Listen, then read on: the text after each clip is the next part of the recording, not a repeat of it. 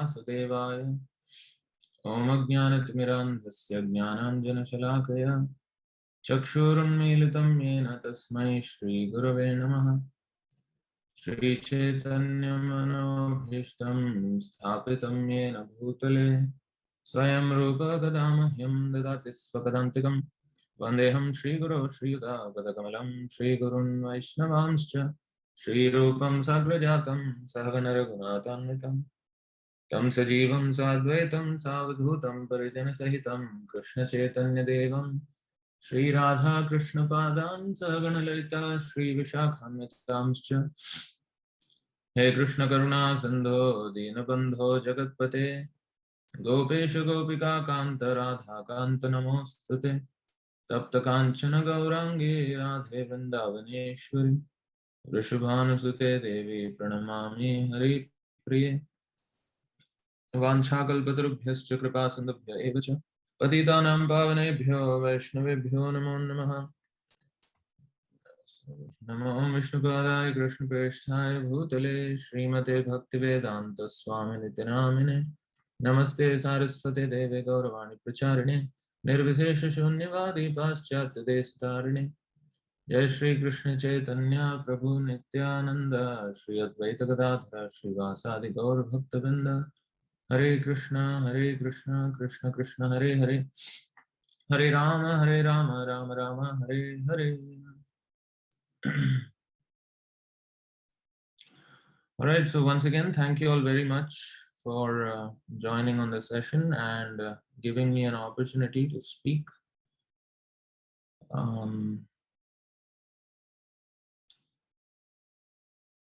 Okay, I'm seeing the comment section, I mean the chat. So Subramaniam Prabhu is asking a question. So shall we start with that? Yes, Prabhu. Please go ahead. Okay, Prabhu. All right, so I'll read the question first. I want to ask Hare Krishna Prabhu. I want to ask a question. How do we develop the spirit to preach? I'm alone in my place and I have a very bad spirit of preaching. I try at times, but I feel down and fall down. How can I develop the spirit to preach?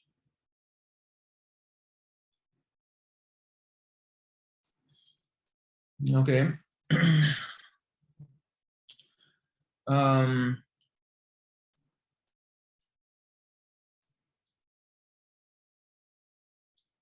Okay. So in short, actually, I think knowing you, you're not really as what you claim. I don't know. You're probably just asking somebody else. I think I've spoken to you once or twice, and you don't. You have a good preaching spirit, so I request you maintain that.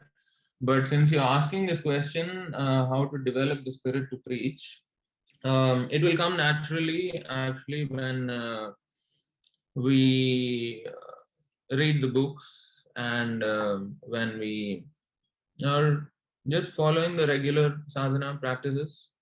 Rising early in the morning, chanting and everything, you will naturally develop the spirit to help others because the more we become Krishna conscious, the more we will develop all the Vaishnava qualities, the qualities of a devotee, out of which compassion is one. So compassion means to feel the suffering of others. Paradukha Dukhi, right? A Vaishnava is Paradukha Dukhi. So once we have cultivated this knowledge of Krishna consciousness, the urge to share it with others will immediately arise. Because when we develop this feeling of compassion towards others, you don't want to see others suffering, right? So this is the natural quality of a devotee.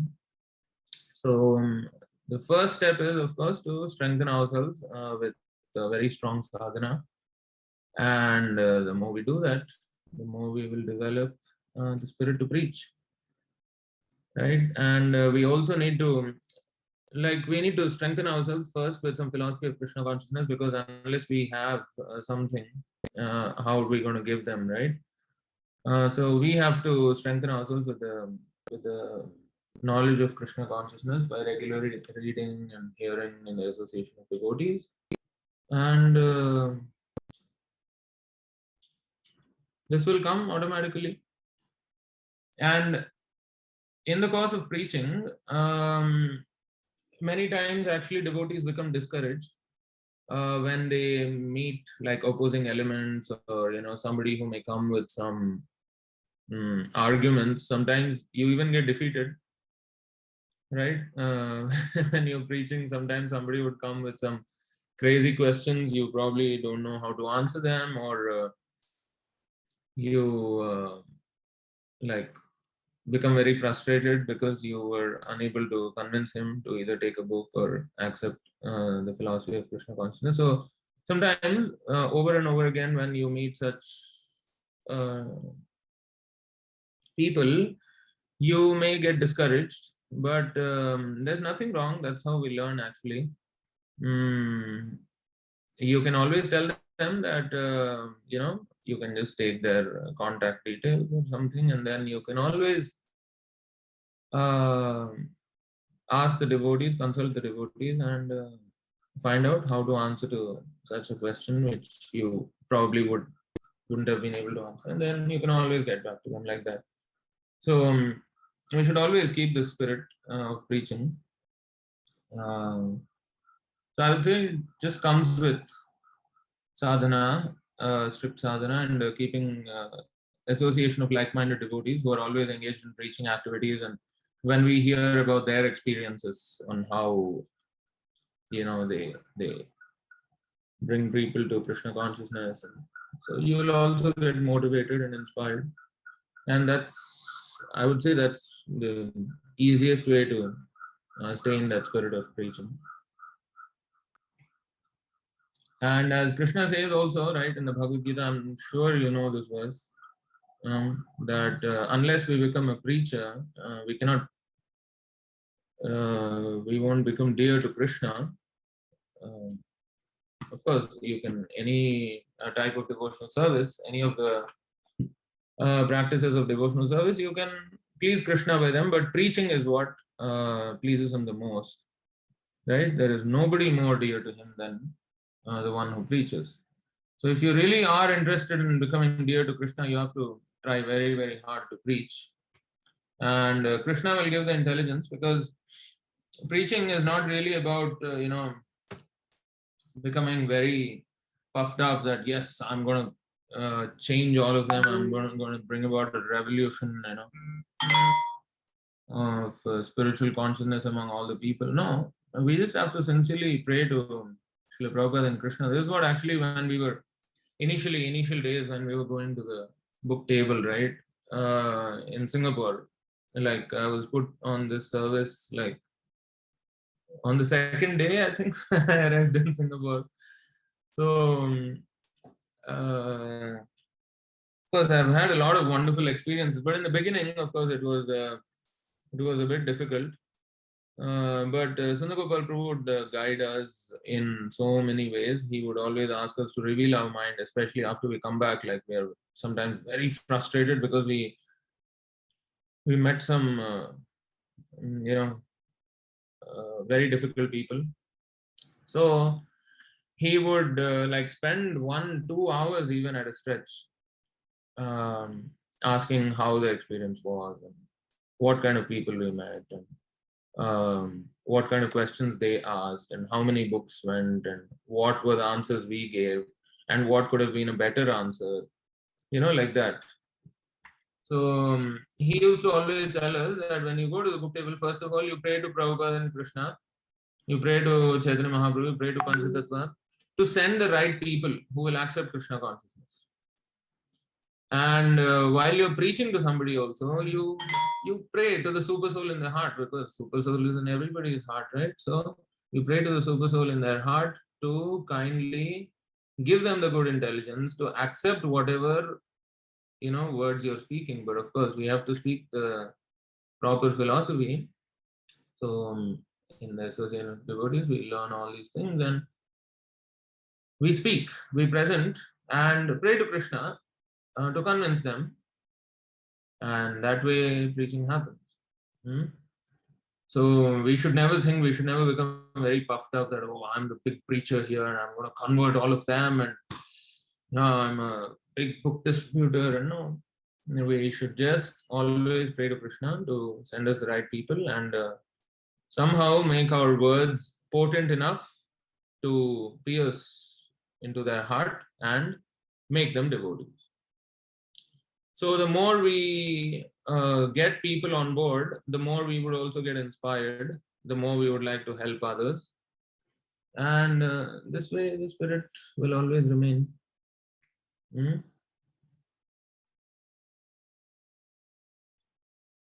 And by preaching, it is not that we are just benefiting others, we are actually benefiting ourselves also. The more we talk about Krishna to others, we tend to remember Krishna even more. Right? I'll just quickly show you this verse since you all know this verse. For one who explains the supreme secret to the devotees, pure devotional service is guaranteed, and at the end he will come back to me. And in the next verse, there is no servant in this world more dear to me than he, nor will there ever be one more dear. And we will see this one verse from the Srimad Bhagavatam. Where is this? Okay. Yeah, I'm very bad with the verse numbers, so I will just type this one. This is 12:12:59. So you can see here in this verse it is explained very nicely. Ya etat shravaya nityam yamakshanam ananyadhi श्लोकम एकम तदर्थम वा पादम पादार्थम एव वा श्रद्धावान्यो अनुशृण्यात् पुनात्यात्मानमेव सः. So it is very nicely explained in this verse. This word here, shravayet, right? Shravayet comes from the word shravanam, of course. Shravana means to hear, right? So shravayet means to make others hear. So how do you make others hear? By speaking. So by preaching or by reciting the Srimad Bhagavatam in such a way that others hear. So this is preaching. So one who with undeviating attention constantly recites this literature at every moment of every hour, as well as one who faithfully hears even one verse or half a verse or a single line or even half a line, certainly purifies his very self. So preaching actually, especially when we are preaching to like newcomers, when we are in book distribution, for example, it is not about talking very big words and everything. It is just about convincing him to take a book, because the book will do the preaching. So we have to just convince them to take the book. So there are many, actually in ISKCON, I think devotees are trained with some standard lines, catchy lines by which you can attract them, and that is also okay. And otherwise you can just use your own intelligence also and see how you can assess the person and see what would click with. I mean, every person is different, so you can just very basic conversation, and then you can introduce the book. So that's the main thing. So book distribution, and of course without expecting any results or anything, just we have to do the service of book distribution. It's up to Srila Prabhupada and Krishna, whether or not he's going to take the book. But of course there are some standard ways of doing it, of pushing the books, so you can learn those from the devotees, and always just do it, because it is just in our mind. We want to go out for preaching, and the mind will tell you, why bother, right? Just sit at home or do something. So once you break the ice, once you just go ahead and do it, the next time your mind cannot play any tricks on you. So just pick up the bag of books and go and just distribute once, twice, thrice, and then you'll just get the hold of it. So here, that is what is explained. One who with undeviating attention constantly recites this literature. And recitation means not just sitting by yourself and reciting. Here, recitation actually means to preach, to make others hear, shravayet.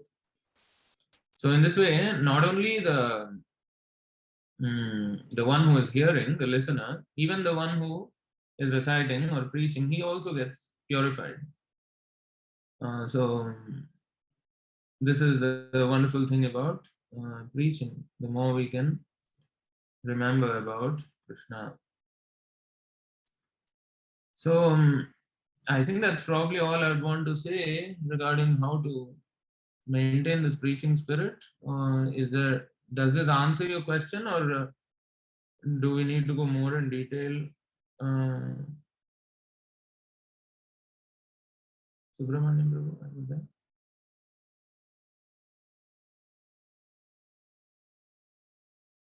Subramaniam Prabhu, are you there?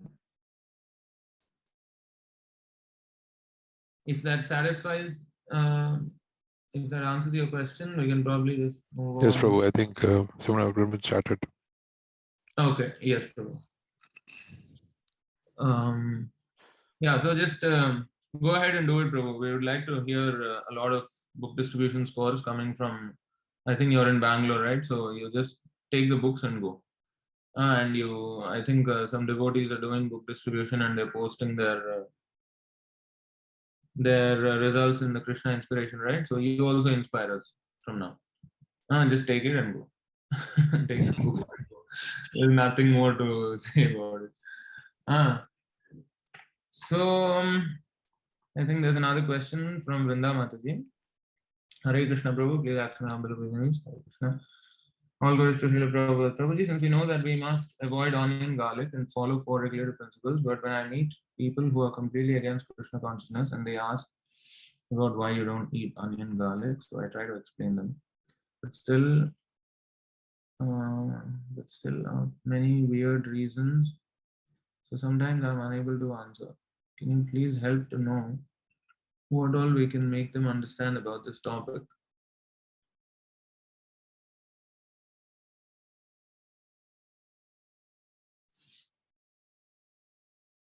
Okay, regarding Subramanian Prabhu, Dr. Himanshu is saying he has preached to already many new bhaktas from Bangalore. Yeah, I knew he has a very good preaching spirit. So he can just distribute books also. So okay, regarding onion and garlic, to newcomers, yeah, they wouldn't understand many things, many of the practices of Krishna consciousness. So the basic thing you can just tell them is that it is not conducive for spiritual advancement. So food is basically categorized into mode of goodness, mode of passion, and mode of ignorance. So onion and garlic, they come in the mode of passion, and it is not conducive for someone who is practicing spiritual life, because okay, we can just go to that first. We'll just quickly see. I'm sure all of you again know this verse also.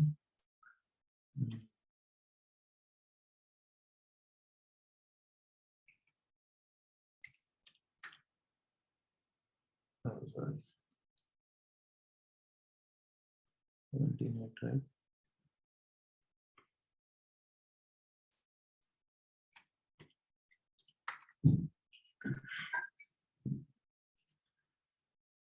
So you can see how Krishna is explaining that food is categorized into 3 different modes of material nature. So actually everything in this material world is categorized into these 3 modes.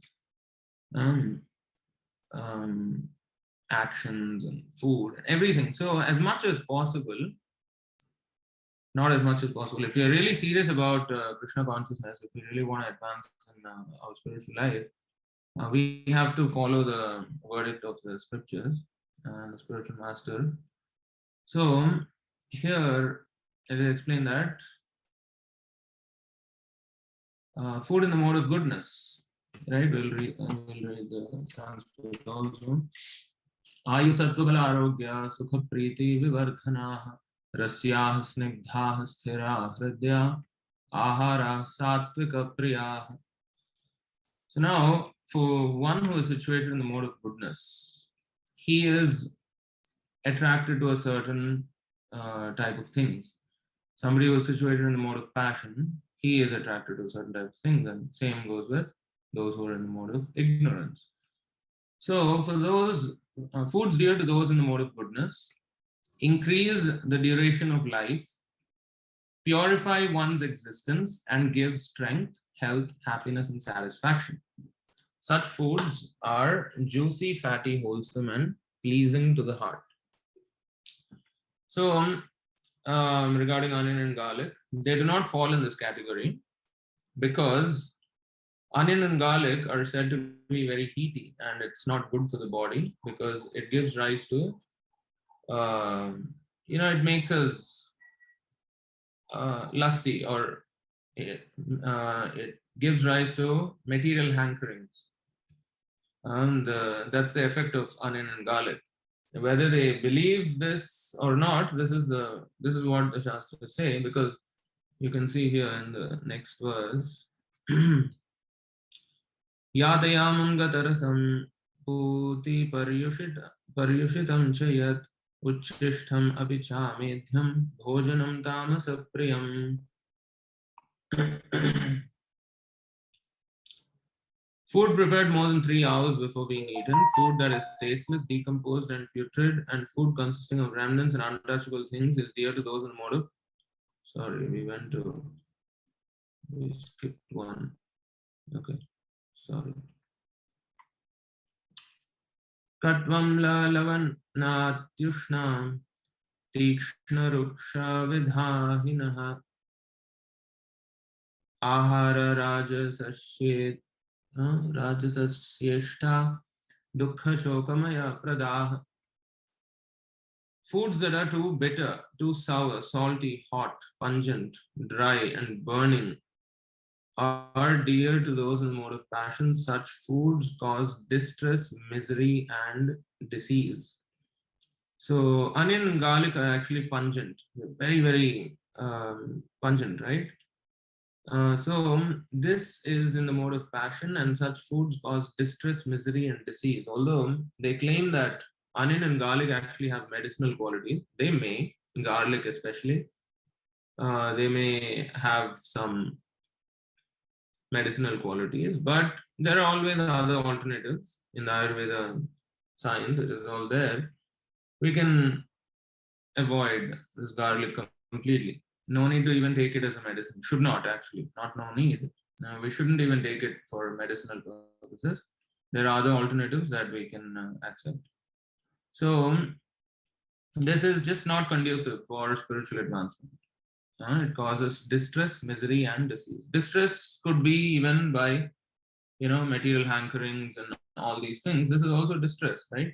So those who are practicing spiritual life are advised to avoid it completely, abstain from it. So you can just explain like that food, it comes in different categories, and this is not. That's all. No need to explain too much to them. And then we'll just quickly read this also. Food prepared more than 3 hours before being eaten, food that is tasteless, decomposed, and putrid, and food consisting of remnants and untouchable things is dear to those in the mode of darkness. So anything that comes in these categories also should be avoided. So as much as possible, somebody who is trying to come to the platform of devotional service, he is advised to follow these rules and regulations in order for his journey to be smooth, right? As it is explained in that verse 11,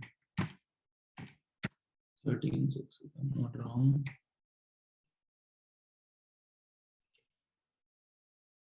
Yeah. Until one revives one's direct knowledge of the spirit soul and drives away the illusory identification with the material body and mind caused by the three modes of nature, one must cultivate those things in the mode of goodness. So, it is advised for anybody who is wanting to come to Krishna consciousness to practice until he has not fully, revived his direct knowledge about the spirit soul, and he's not fully well versed with all these things. He should at least follow these things so that he comes to the mode of goodness, so that there's a better chance for him to get entrance into the devotional path. But of course, even after that, he has to continue following this sort of whatever is in the mode of goodness, so that all these effects of material modes of passion and ignorance will not arise. So one must cultivate those things in the mode of goodness. By increasing the mode of goodness, one automatically can understand and practice religious principles, and by such practice, transcendental knowledge is awakened. So that is why from the very beginning, we prohibit anybody or we advise anyone who is interested in Krishna consciousness to abstain from these things just as much as meat and all these things. So onion, garlic also should be completely avoided because it's not conducive.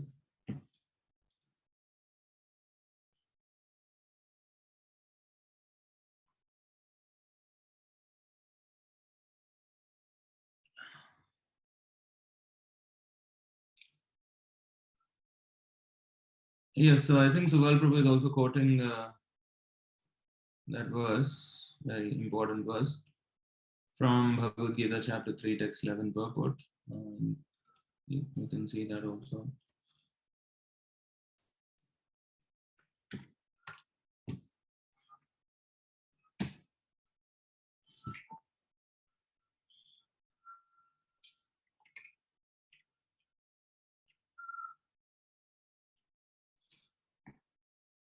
So this verse is quoted here.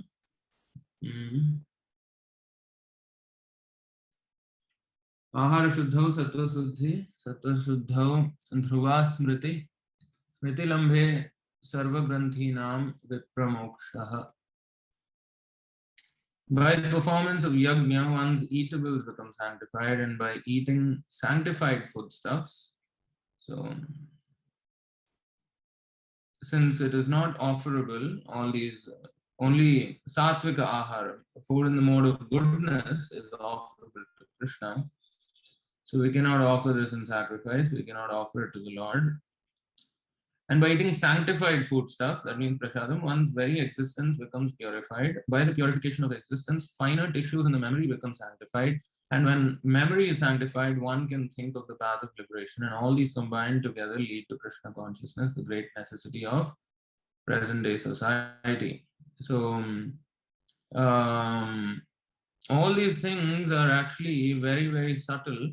How that's why the common saying, right? You are what you eat. So it starts from the very basic activity of eating. What we put into the mouth, from there it starts. Everything has to be purified. We may be doing all sorts of religious practices, but if we are eating all sorts of rubbish, then our consciousness will be just like the rubbish that we're putting into the mouth. None of this will actually make any sense to us. So unless we purify our very existence by doing everything in connection with Krishna, that's why Krishna says he has put it very simply, whatever you're eating, you do it as an offering unto me. How to do that? Eating everybody is doing. And so you first of all prepare with sanctified, sattvika ahara, food in the mode of goodness. Gather them, prepare nice foodstuffs, offer to Krishna, and then you take. It is just that extra one, extra thing that we have to implement, which is to offer to Krishna and do it the way he likes. Right? Since he is the Supreme Lord, anukulyena Krishnanushilanam, as Krishna desires, favorable to Krishna. So he dictates and we just follow. So if he doesn't like all these other items, how can we offer to him, right? So you can also tell them like that. Actually, if this mode of goodness, mode of passion, mode of ignorance is also too difficult for them to understand, you can just say that Krishna consciousness, bhakti means to please Krishna. Krishna doesn't like this being offered to him. Finish. Right? And you can just tell them like that. If they can't even understand mode of goodness, mode of passion, mode of ignorance. Actually, seriously, there are many not devotees, many people who don't even understand this. What is this three modes of material nature you're talking about? Or what? Don't try to be too much of a saint. All these kind of things they will say.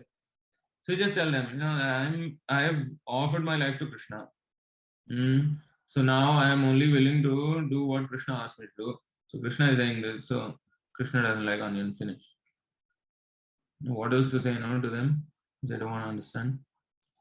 So like that. Or if they are really interested in understanding a little more, you can show verses like this one. And I think that should be sufficient.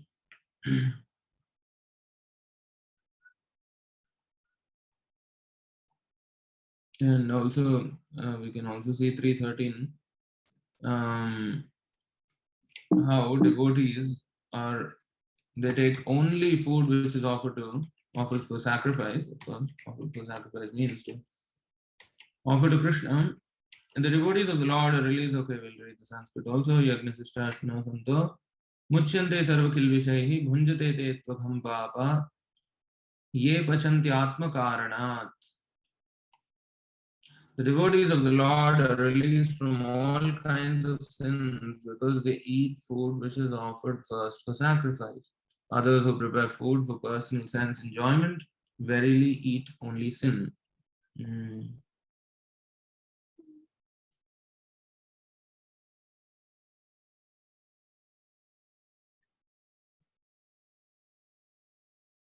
Yes. So,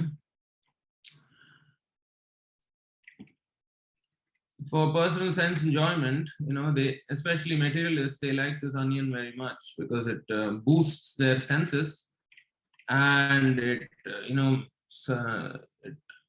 it recharges their senses to act in sense gratification. But actually, even the very smell of onion, it's horrible. Actually, it stinks, and especially when those who eat a lot of onion, when they perspire also, smells like, I don't know, some rotten fish or something. It smells horrible. So I mean, devotees shouldn't be eating this kind of things at all. Devotees have got nothing to do with this because Krishna doesn't like, so it is not suitable. So that should probably be it. Or is there anything else that we can say regarding onion and garlic?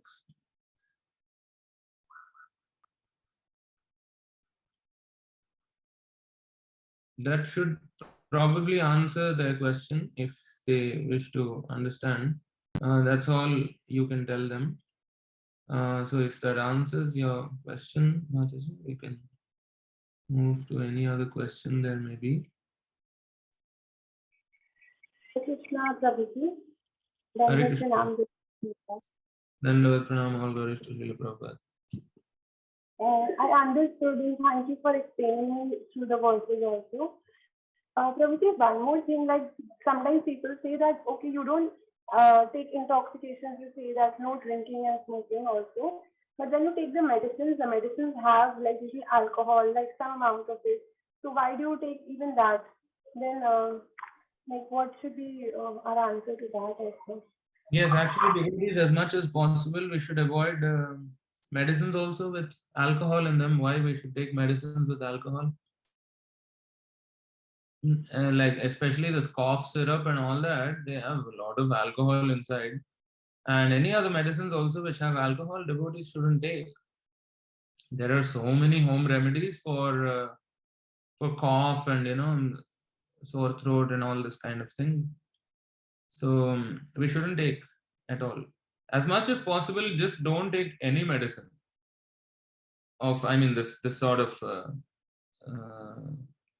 chemicals from the pharmaceutical, just avoid completely as much as possible, unless you're in a really like life and death situation or something, and you're probably hospitalized, and then it's a different issue.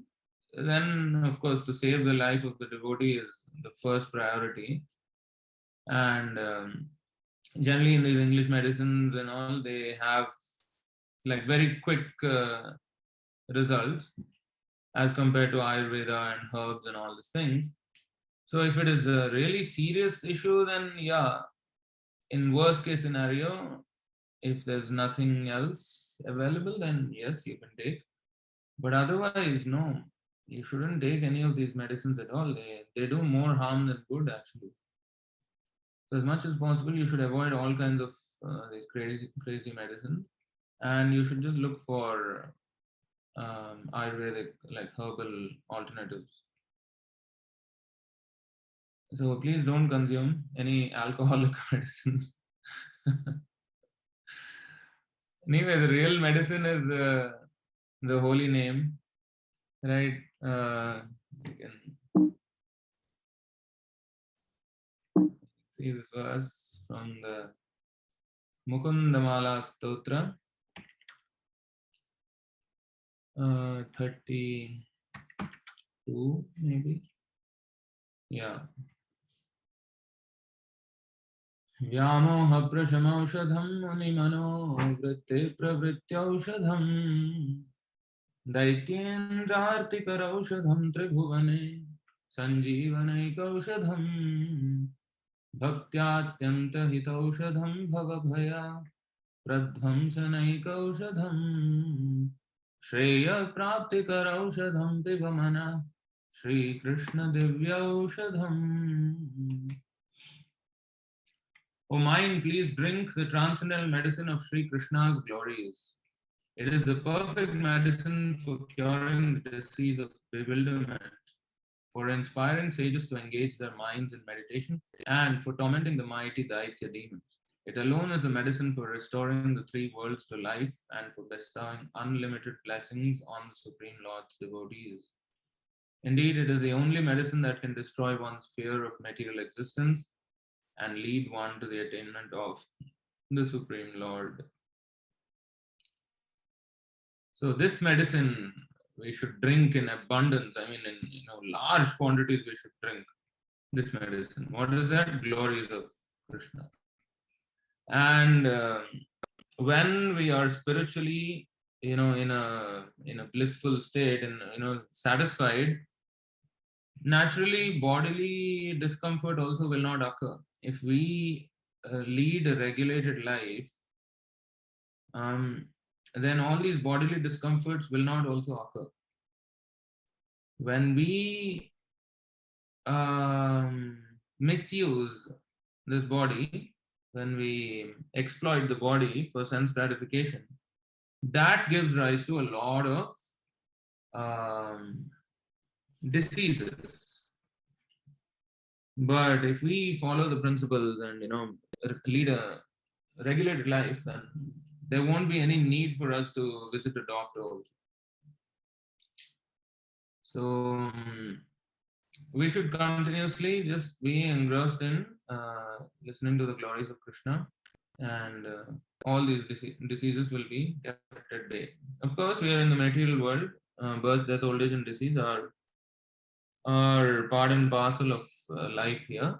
But generally, devotees who are leading regulated lifestyle, they hardly ever, even if they were to contaminate some sort of a disease or some infection, it's just very, very mild and just goes off. So that is important. Since we came to Mukundamala Sutra, I think there's also another couple of Aushadham verses here. If any one of you know, I think one is 15.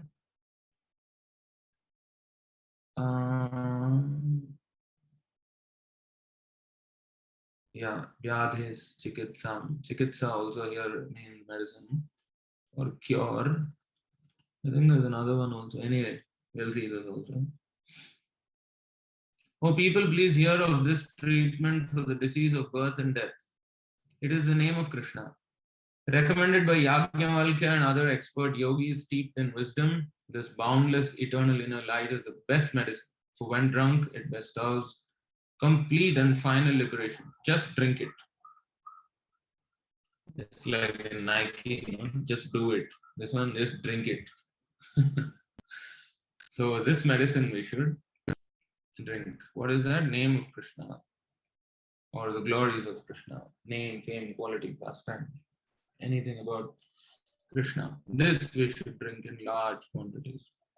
But if you want to keep unnecessary diseases at bay, all we have to do is, you know, follow the regulated life of Krishna consciousness, and you shouldn't be troubled by any of these diseases. And even if you were to get any of these things, you can just take herbal alternatives, home remedies, and all that.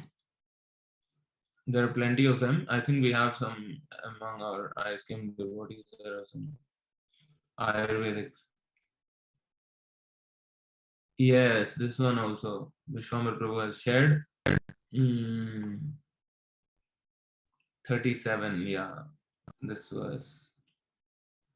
You can see how the body is just a bag of 37. Idam shariram parinama feshalam patatyavashyam satasandhi jarjaram kim aushadam pritchasi modha durmate niramayam krishna rasayanam piba. This body's beauty is fleeting, and at last the body must succumb to death after its hundreds of joints have stiffened with old age. So why, bewildered fool, are you asking for medication? Just take the Krishna elixir, the one cure that never fails. Wonderful verse. Right? So why should we be so bothered? Because the nature of this body is that it will go back to the earth. I mean, from where it has come. And so why should we be so keen in maintaining this body and prolonging our lifespan? There's no point. Actually, disease is what? Like a warning for death. When the body is starting to deteriorate and break down, the next immediate, I mean, the next subsequent thing is death only. So, as long as we are healthy, we have to cultivate Krishna consciousness to the best that we can.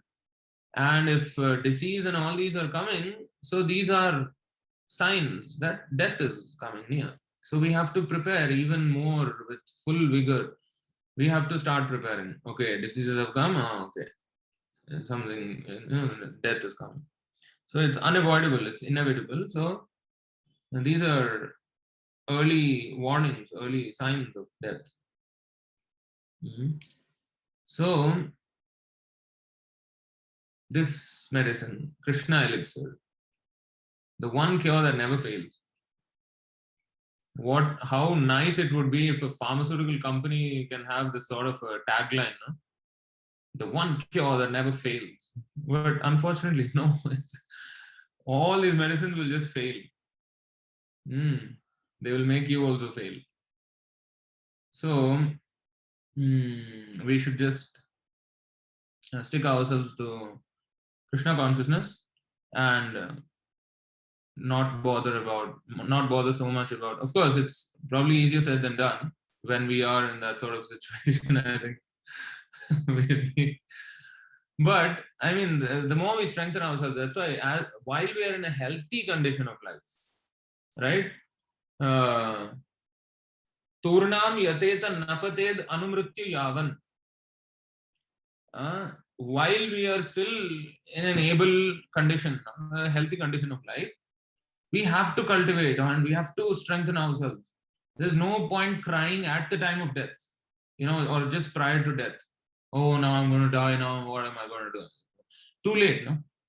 No point crying. So while we are in a healthy state of mind, and Turnam means immediately. Immediately we have to, as soon as we have heard this message even once, that, oh, Krishna consciousness, I am a servant of Krishna and I have to worship Krishna, immediately we have to take it up, because there's no guarantee that we're going to live another 1 day more or 1 hour more even. So as soon as we have heard the very first time this message of Krishna consciousness, we have to take it up very seriously. Turnam, what is it? Turnam?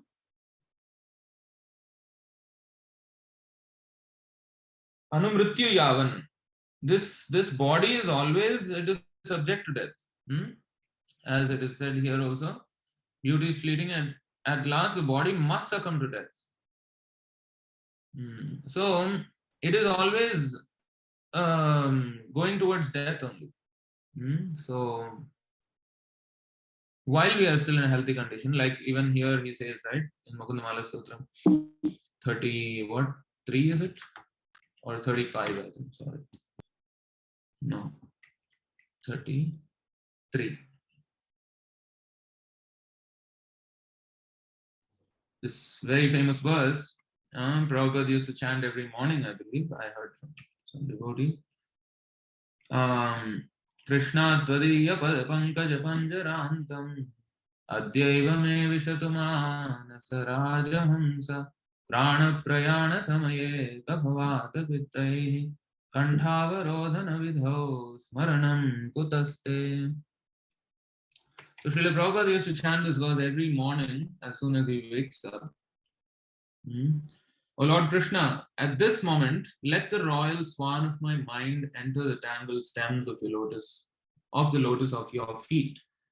How will it be possible for me to remember you at the time of death, when my throat will be choked up with mucus, bile, and air?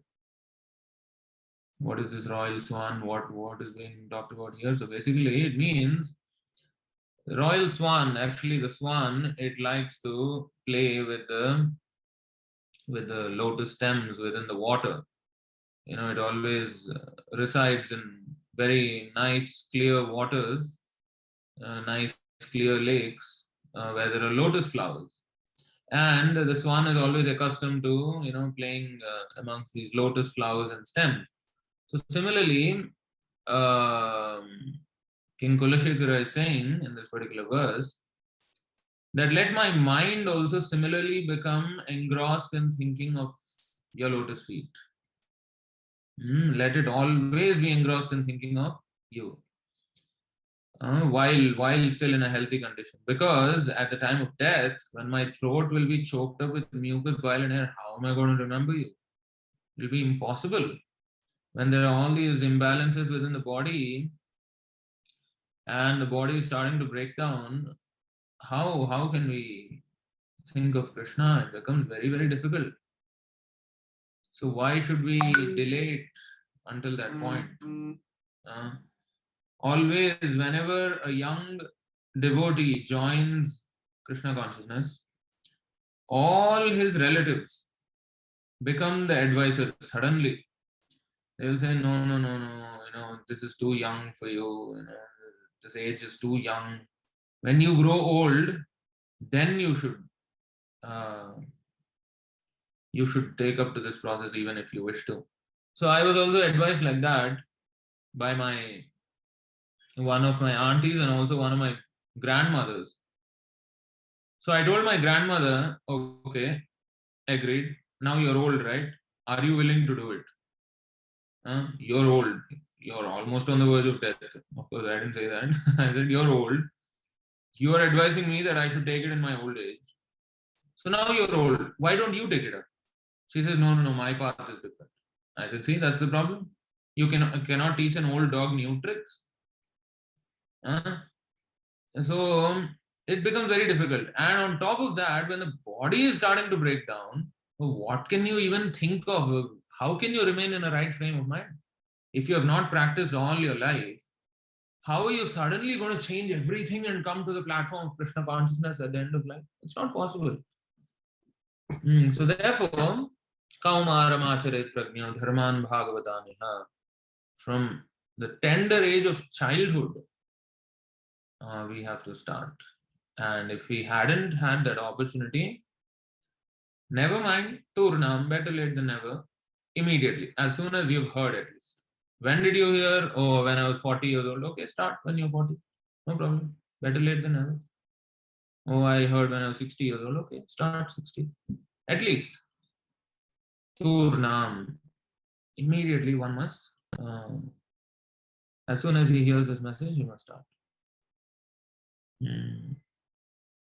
We should not delay. We should not prolong and think that, oh, I will finish all my other so-called duties first and then keep this as my last priority. Okay, then Krishna will also keep you as the last priority. No problem. So this should be first priority. Everything else is secondary, actually. This is our primary activity in this human form of life. Krishna consciousness is the primary goal. It's the main thing. Once this is settled, okay, then you can move on to other things slowly. But actually, when you surrender to Krishna, Krishna is the one, Yogakshema Mahamyam. Krishna is taking care of everything. You don't even have to bother about other things. So there's no secondary activity even. There's primary, and that's it. This is the only activity. And once we worship Krishna with an undeviated mind like that, Krishna takes care of everything. Why would he not, right? He's taking care of the animals, he's taking care of the insects, he's taking care of so many species of life. Why would he not take care of somebody who has completely surrendered his life and soul to him? So he takes very special care of such devotees. So we shouldn't be so keen in maintaining our body and maintaining our so-called status quo in this material world. No, we should just surrender to Krishna.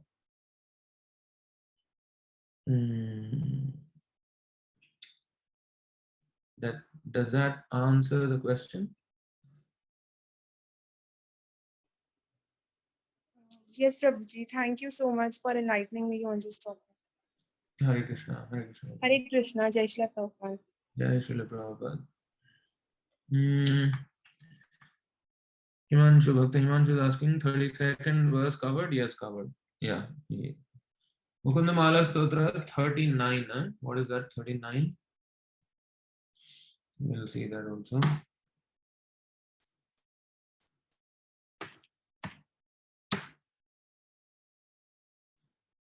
No, this is different. No relatives. Okay. Yeah. We shouldn't be so bothered about what the relatives say. Let them all condemn us. Let them all say all sorts of things about us, because this is going to happen. And it is very good, actually, if it happens. It is a special mercy from Krishna.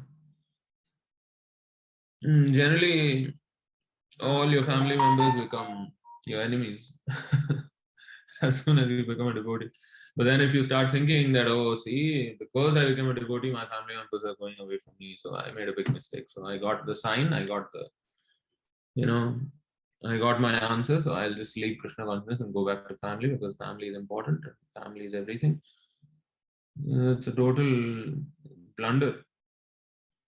What is this family anyway, right? So, of course, we are all different living entities. We have been put together as a family so that we can help each other and grow towards Krishna. But if they are becoming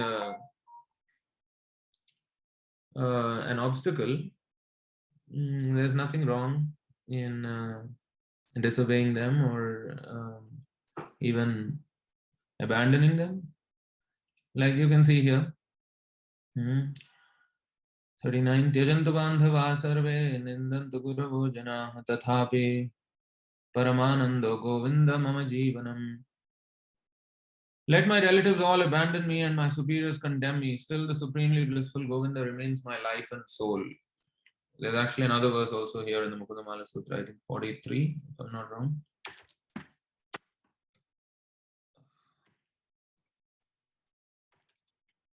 That also talks about family members condemning. Oh, no, not this one. 42. No, also.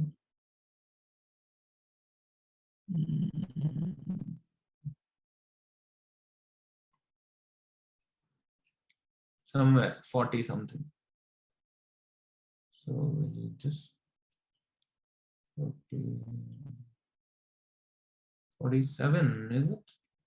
Does anybody know the other one where?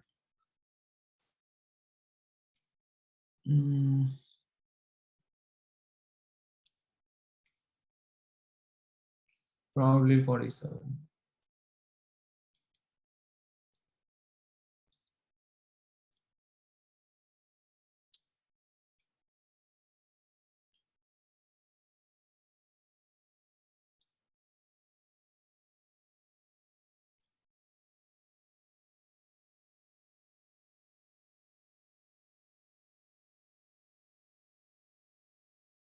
No, also. Yeah, there's another one somewhere. Okay, since we are very close to the end, we'll see if it is somewhere here. In the chat. 42. Yeah, that's the one. Yeah, that's right. Sorry. It was somewhere there, 42, 43, yeah, 42.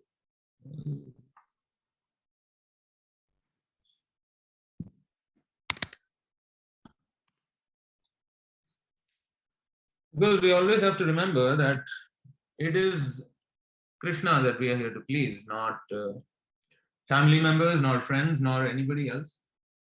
So here, my mind cannot turn from Sri Krishna's lotus feet even for a moment. So let my dear ones and other relatives criticize me. My superiors accept or reject me as they like. The common people spread evil gossip about me. And my family's reputation be sullied. For a madman like me, it is honor enough to feel this flood of love of Godhead, which brings such sweet emotions of attraction for my Lord. Beautiful verse. Right, so we shouldn't be so bothered about what will happen to the family's reputation, what will my family say, what if they abandon me, what if they leave me, so what? Ultimately, it's Krishna who's Krishna and the devotees actually are our real family, right? So we should always feel affinity towards the devotees more than anybody else. Actually, that chapter, right, where we can go there. Okay, let's keep going. 6, where is it? 15, is it? Chitraketu's son.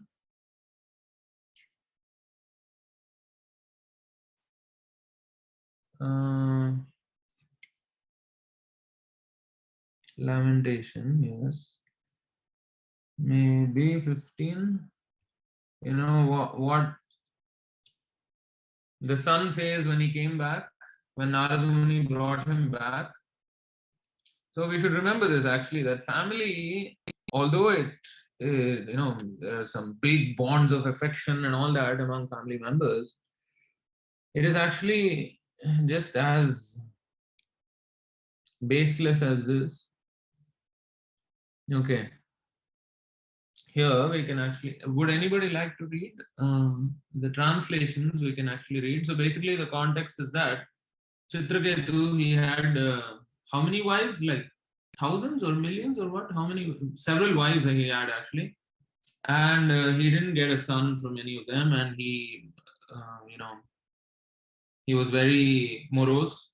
And by the blessings of Angira, Narad Muni and Angira Muni, he finally got a son from one of the wives. So all the other wives, except that one who bore the child, all the others, they got envious because Chitraketu, he became very affectionate towards his wife who gave him the son after so long. So all the other wives became very envious, and they decided to kill the son because that son was the cause of him being separated from them, Chitraketu being separated from the other wives. So they killed the son. So now again he went back into lamentation. So now, while he was lamenting over the death of the son, Narada Muni and Angira Muni, they came, and they were explaining that, what is there to cry about? There's nothing really. He whom you thought was your son, I mean, he is already on his journey wherever he has to go, right? So why are you lamenting so much? He probably doesn't even remember you anymore, because it's just, I mean, from the perspective of eternity, this so-called lifespan that we have, which may seem like, seemingly it's like very long, right? If we live, even like I've only lived for 31 years now, and it already seems pretty long, and it feels as if so many things have happened and all that. But from the perspective of eternity, what is this really? It's like insignificant, and it's just happening so fast. Actually, from the perspective of eternity, this is very insignificant, this lifespan. Even if I, let's say, live for 90, 100 years, that's still like nothing. So the soul is actually transmigrating from so many millions of lifetimes, and one lifetime somewhere with the so-called family members and all that. I mean, it won't even remain in the memory, right? So this was actually shown to Chitraketu by Narada Muni, by the mystic power that Narada Muni had. He actually brought back that soul of Chitraketu's son, just to convince Chitraketu of what it is like from the perspective of that living entity, right? So he's explaining all these things to Chitraketu.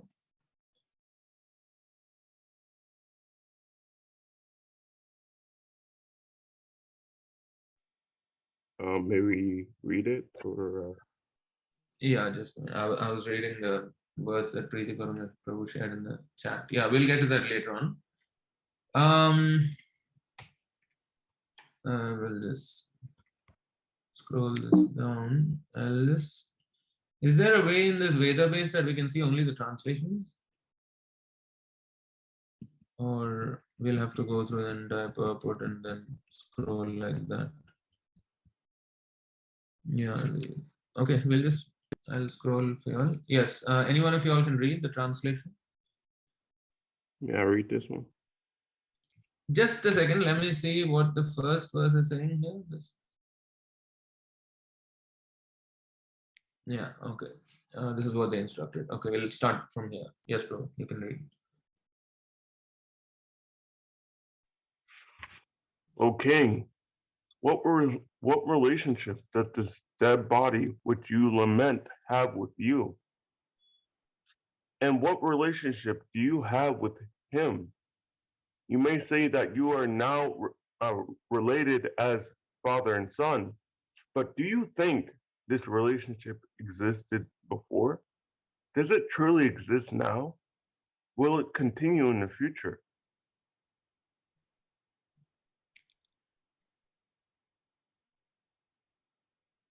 O king, as small particles of sand sometimes come together and sometimes separate due to force of the waves, the living entities who have accepted material bodies sometimes come together and sometimes separate by the force of time.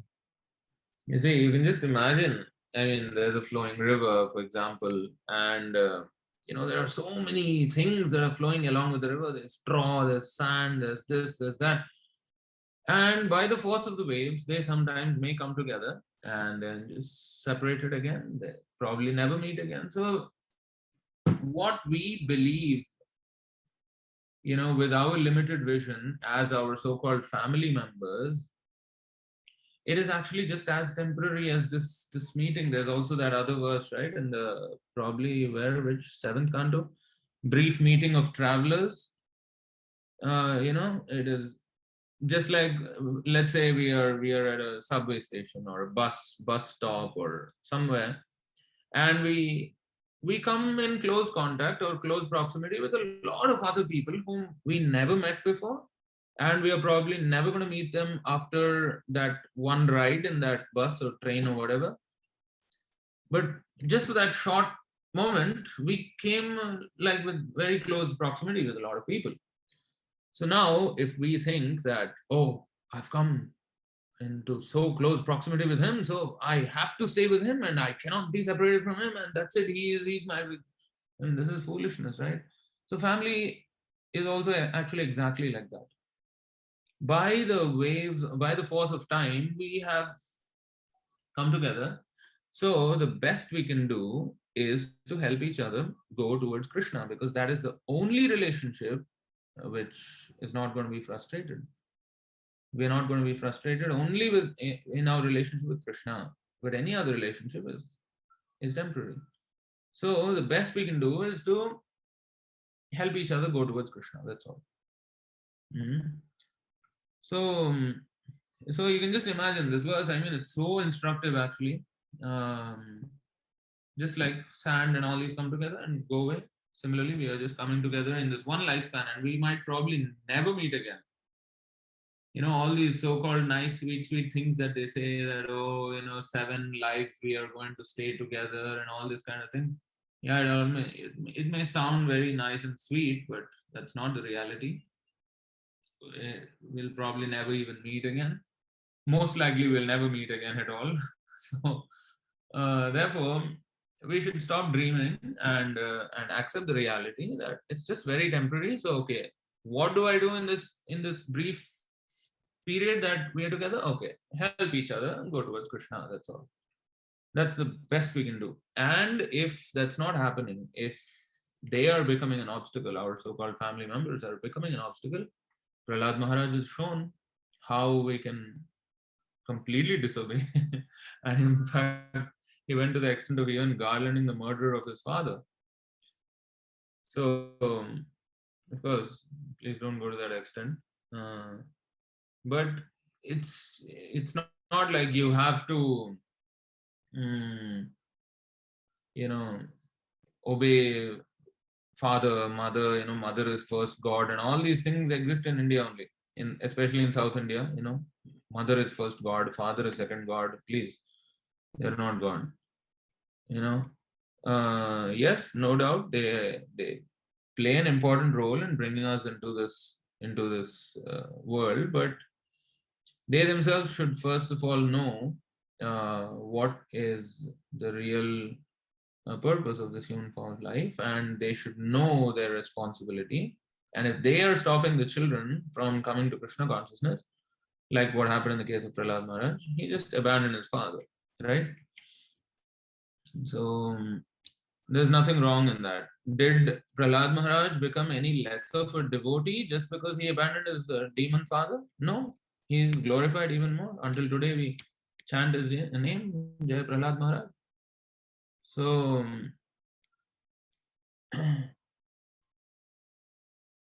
yes, you can go ahead, Prabhu.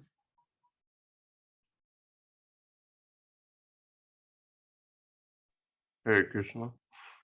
Translation. When seeds are sown in the ground, they sometimes grow into plants and sometimes do not.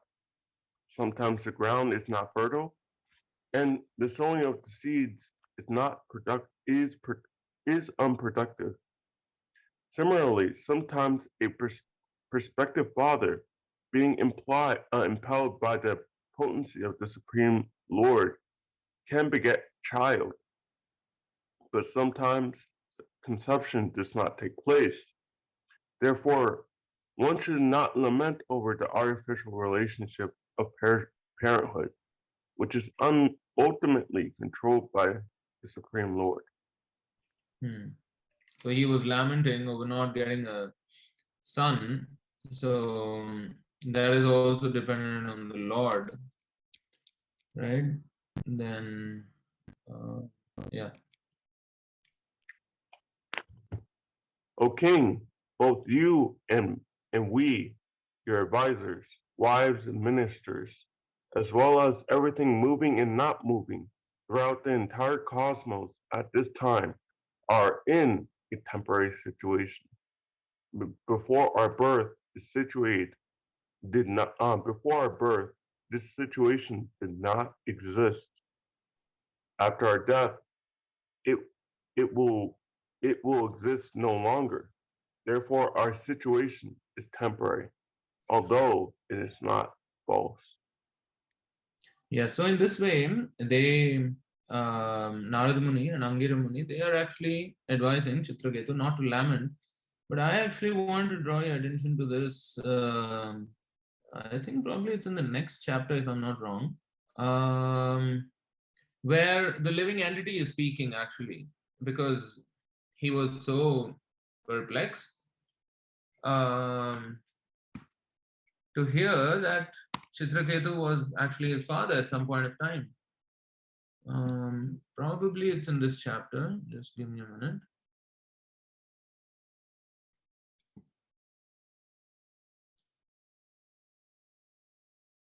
Yeah. The great sage Narada brought the dead son into the vision of all the lamenting relatives and then spoke as follows. Okay, yeah, it's here. Oh, living entity, all good fortune unto you. Just see your. I'll just pass it to you, Manaprabhu. I'll just take it to that right spot where the living entity starts speaking. All your friends and relatives are overwhelmed with grief because of your passing away. So Narada Muni is actually explaining to that living entity that this is what has happened. You passed away, and now these are your relatives. You know, so look at their faces. You know, they're all crying and all that. So that's the context. So you can read from here on.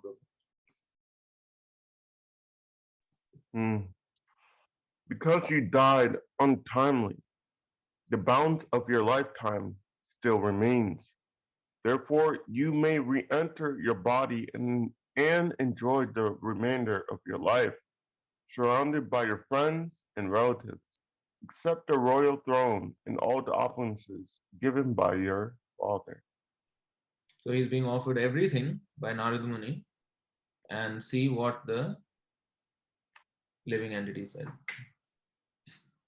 By the mystic power of Narada Muni, the living entity re-entered his body for a short time and spoke in reply to Narada Muni's request. He said, according to results of my fruitive activities, I, the living being, transmigrate from one body to another, sometimes going to the species of demigods, sometimes to the species of lower animals, sometimes among the vegetables, and sometimes to human species. Therefore, in which birth were these my mother, excuse me, therefore, in which birth were these my mother and father? No one is actually my mother and father. How can I accept these two people as my parents? You see, this is what is going on in the mind of that living entity. He doesn't even understand because it happens so fast. How are we supposed to remember each and every single one of these millions of lifetimes that we've been in the material world, right? So now when someone passes away, or we think that we have a very strong bond and nothing can separate us, and they're so dear to us and this and that. But as we read earlier, by the force of time, we are just separated again. And this is what actually happens. We are immediately covered by a curtain of Maya, and we are made to forget whatever has happened in the past so that we can start again afresh. And if we were told suddenly that this is your father and mother, it won't make any sense, because from that perspective, who is really our father and mother and in which lifetime? So the living entity is confused. When Narada Muni told him that Chitraketu and his wife were the father and mother, the living entity is confused. Which birth? What are you talking about? I've just been going on for so many lifetimes, and what are you talking about? You see? How can I accept these two people as my parents? So this is what it is like. So all this so-called bond of family and all these things is just useless.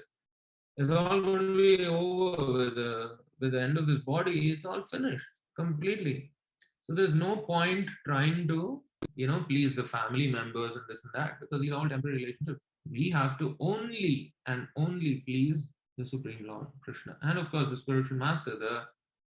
The relationship with the spiritual master is also eternal. That's why we say Janme Janme Prabhu se, right? In the Guru Puja song, we say life after life, he is my spiritual master. So that relationship with the spiritual master is also eternal. So, and with Krishna, but all these other material relationships don't even make any sense.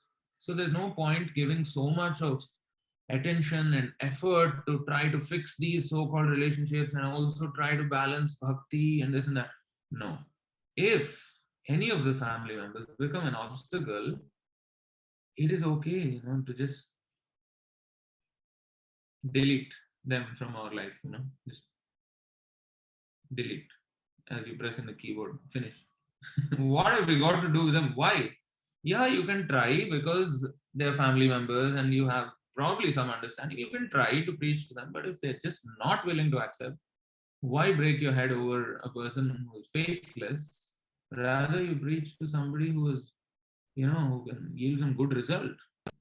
They can probably become devotees.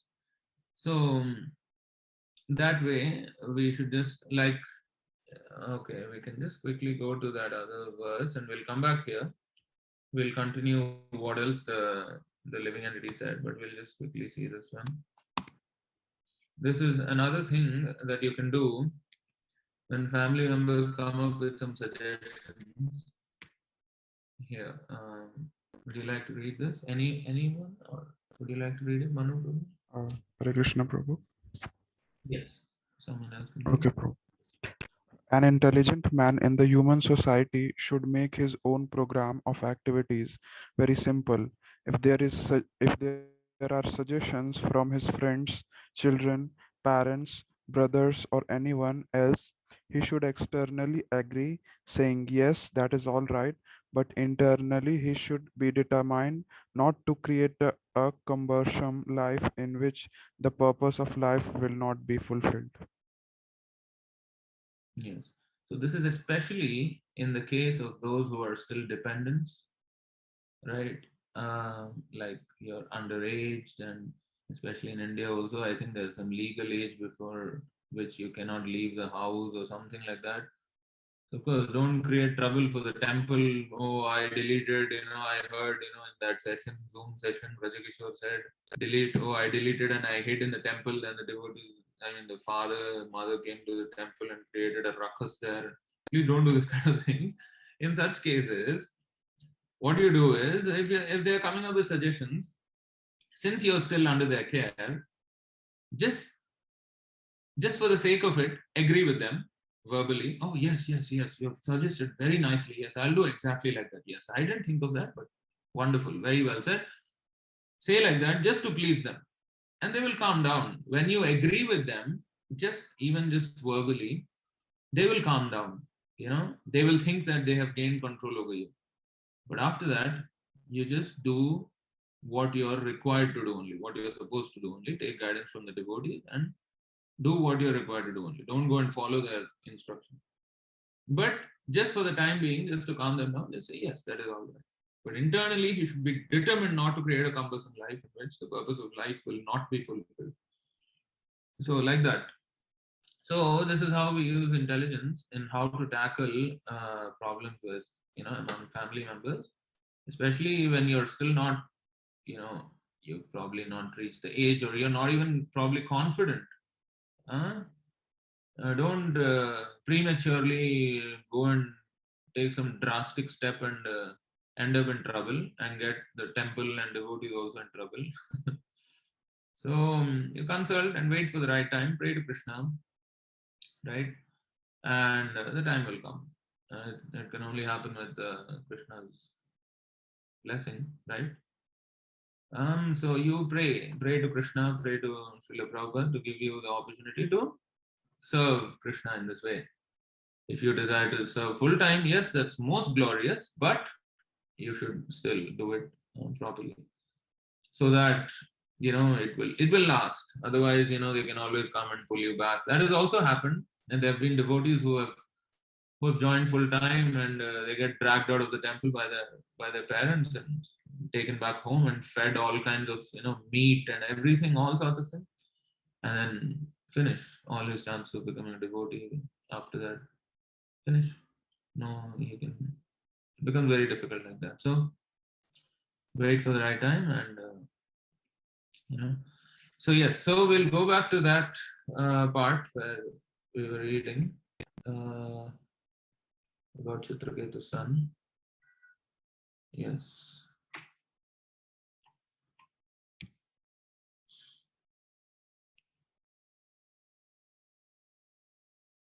Yes. You can carry on. Uh, in the material world, which advances like a river that carries away the living entity, all people become friends, relatives, and enemies in due course of time. They also act neutrally, they meditate, they mediate, they despise one another, and they act in many other relationships. Nonetheless, despite these various transactions, no one is permanently related. Yes, we should always remember this point, that we are not at all permanently related with anyone except devotees, Krishna, spiritual master. Right? Yes. Just as gold and other commodities are continually transferred from one place to another in due course of purchase and sale, so the living entity, as a result of his fruitive activities, wanders throughout the entire universe, being injected into various bodies in different species of life by one kind of father after another.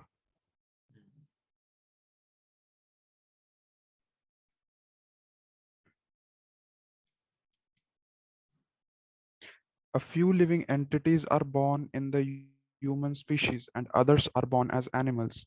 Although both are living entities, their relationships are impermanent. An animal may remain in the custody of human being for some time, and then the same animal may be transferred to the possession of other human beings. As soon as the animal goes away, the former proprietor no longer has a sense of ownership. As long as the animal is in his possession, he certainly has an affinity for it. But as soon as the animal is sold, the affinity is lost.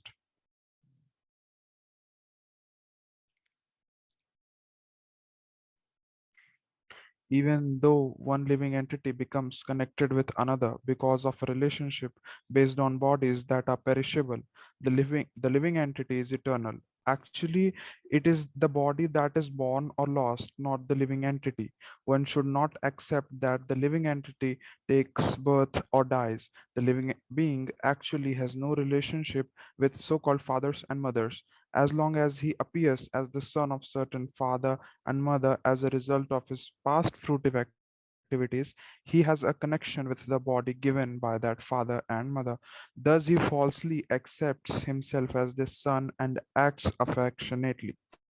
After he dies, however, the relationship is finished. Under these circumstances, one should not be falsely involved with jubilation and lamentation.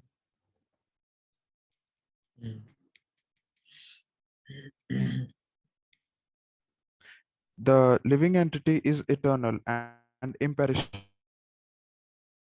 because he actually has no beginning and no end. He never had a body. He is the basic principle of all types of God. Yet he belongs to the bodily category. The living being is so sublime that he is equal in quality to the Supreme Lord. Nonetheless, because he is extremely small and he is prone to illusion, external energy, and thus he creates various bodies for himself according to his different desires.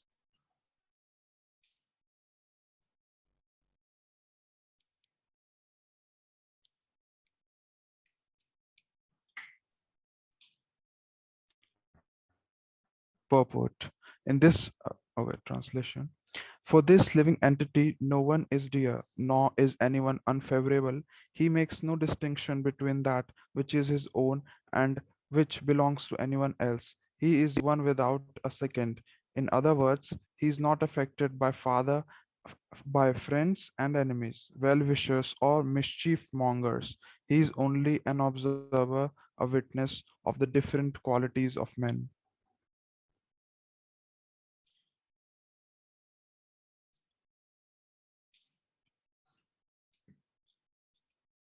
The Supreme Lord, Atma, the creator of cause and effect, does not accept the happiness and distress that result from fruitive actions. He is completely independent of having to accept a material body, and because he has no material body, he is always neutral.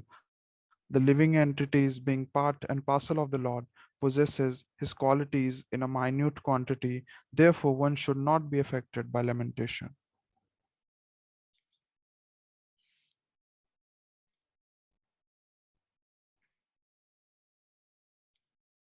So one should not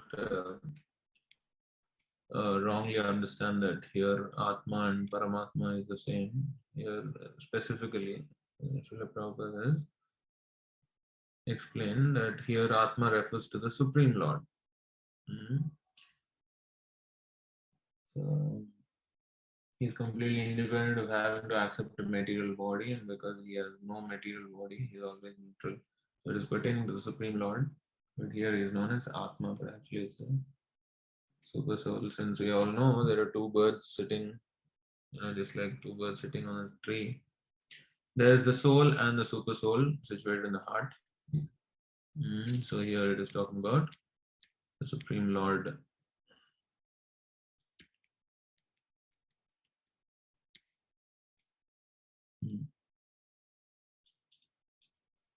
Sri Sukhdev Goswami continued, when the conditioned soul, Jiva, in the form of Maharaj Chitraketu's son, had spoken in this way and then left, Chitraketu and the other relatives with relatives of the dead son were all astonished. Thus they cut off the shackles of their affection, which was due to their relationship with him, and gave up their lamentation. How to lament, no? A child you are crying for, he comes back and talks like this. How to lament? So they gave up the lamentation. Okay, you better go. You go on your journey, we don't want you. We'll stop crying. Thanks for the knowledge. You go back. Finish. So this is actually the effect of knowledge. When we hear this knowledge of Krishna consciousness, then there is no more lamentation, there is no more distress, there is no more fear, right? What is that verse? 177. Shoka moha bhayapaha. What is the first line? Shruyamananam. Yasyam vai Sriyamanayam. Yasyam vai shruyamananam. Krishna.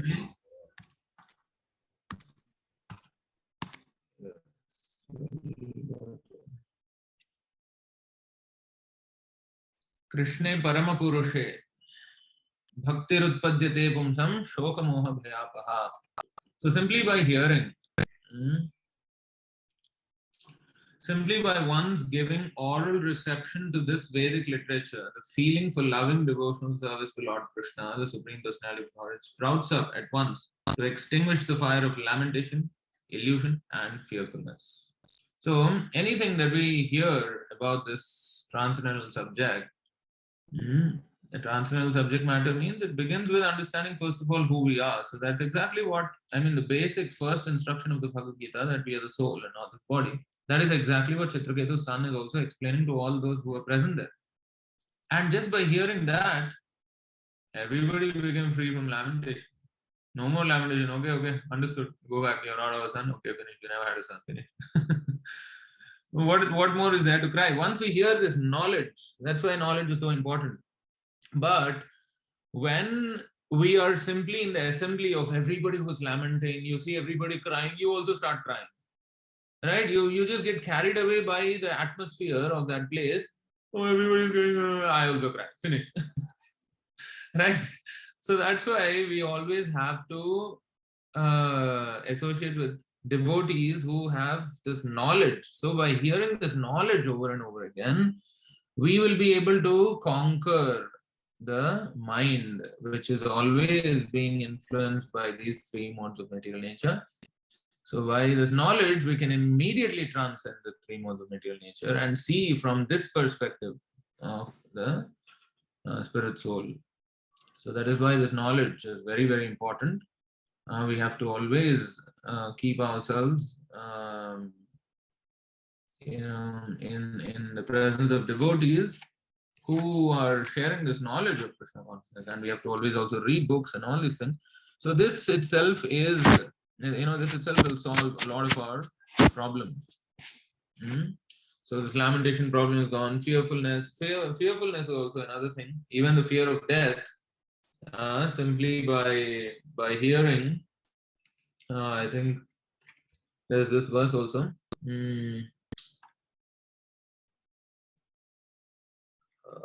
Just a minute.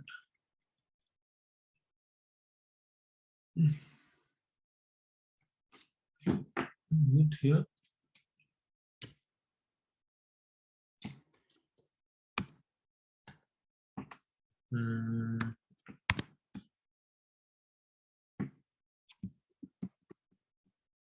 After that, Satam Prasangam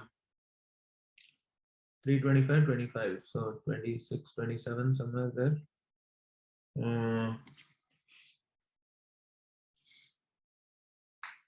Okay, wait a minute.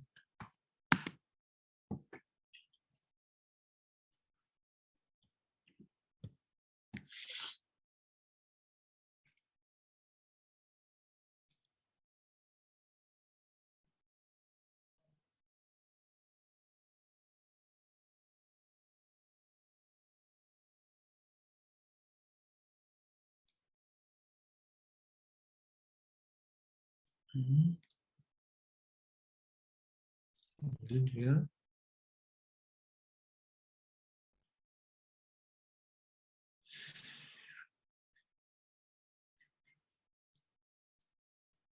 Where he talks about taking to the other side of birth and death. Does anybody know this verse?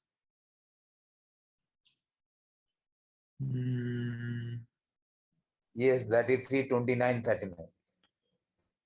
Sorry, Prabhu, 3:20? 29:39.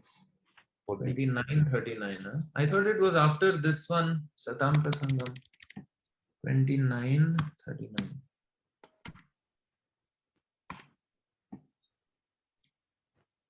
3:25:39. 3, yeah, correct. 3:25. 39.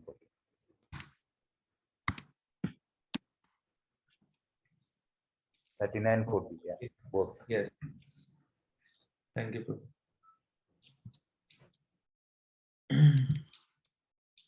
Yeah, two verses together. Yeah. So here,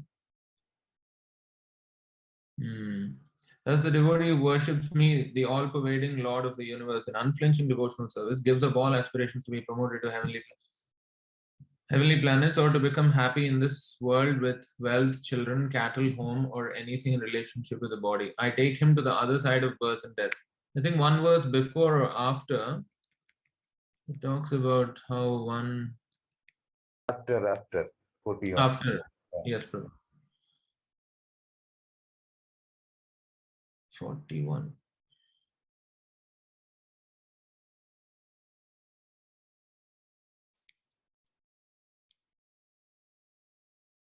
Yeah, yes.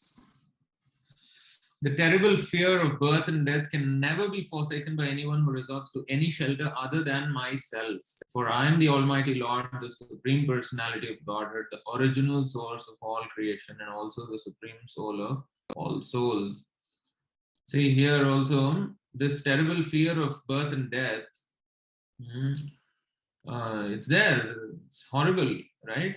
Especially death, we all are always fearful of. Birth, we don't remember so much. Fortunately, unfortunately, we do not remember. but it is very, very painful. That is also explained in this same third canto, the 31st chapter. The entire journey of the soul is there, from how it is injected into the womb of the mother, and then how it develops and how it suffers so much within the womb. So it's not a joke. It's very, very painful. But here we are celebrating our birthdays every year, and yeah, I suffered for 9 months within the womb, and I'm repeatedly being kicked from one species of life to another, and here we are celebrating. So it is actually very, very painful that we have forgotten. But death, yes, everybody is scared of death. And I think there's another verse, right, which says one cannot escape death even by what? By running to other planets? 27, 10:3:27. 10:3:21. Very nice to have Vishwambar Prabhu on board. All being spoon-fed, huh? So 10:3:27. I'm very bad with all these numbers, so it's a big help actually.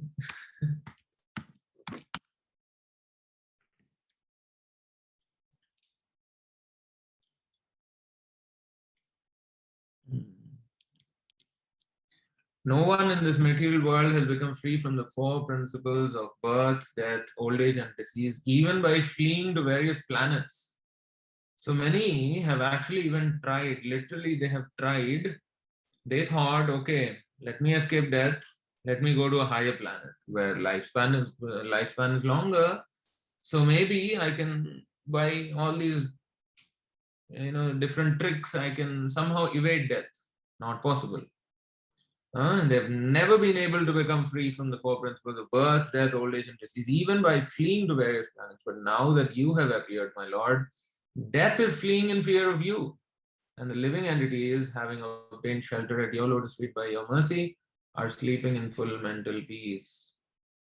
So, as long as we are here in this material world, as Krishna says in the Bhagavad Gita also, chapter 8, text 16, Abrahma bhuvanal loka punaravartino arjuna mam apetya tukante punarjanmana vidyate. From the topmost planet, Brahmaloka, down to the lowest planet, Patala, all are places of misery wherein repeated birth and death are taking place. So as long as we are here, we have to undergo all these 4 things: birth, death, old age, and disease. But there is nothing to be fearful about it, because there is a solution. Even we just read in the Mukundamala Stotra also, in that Aushadham verse, number 32, Bhavabhaya Pradhamsanaikaushadham. This is the medicine for removing the fear of material existence, or the cycle of birth and death.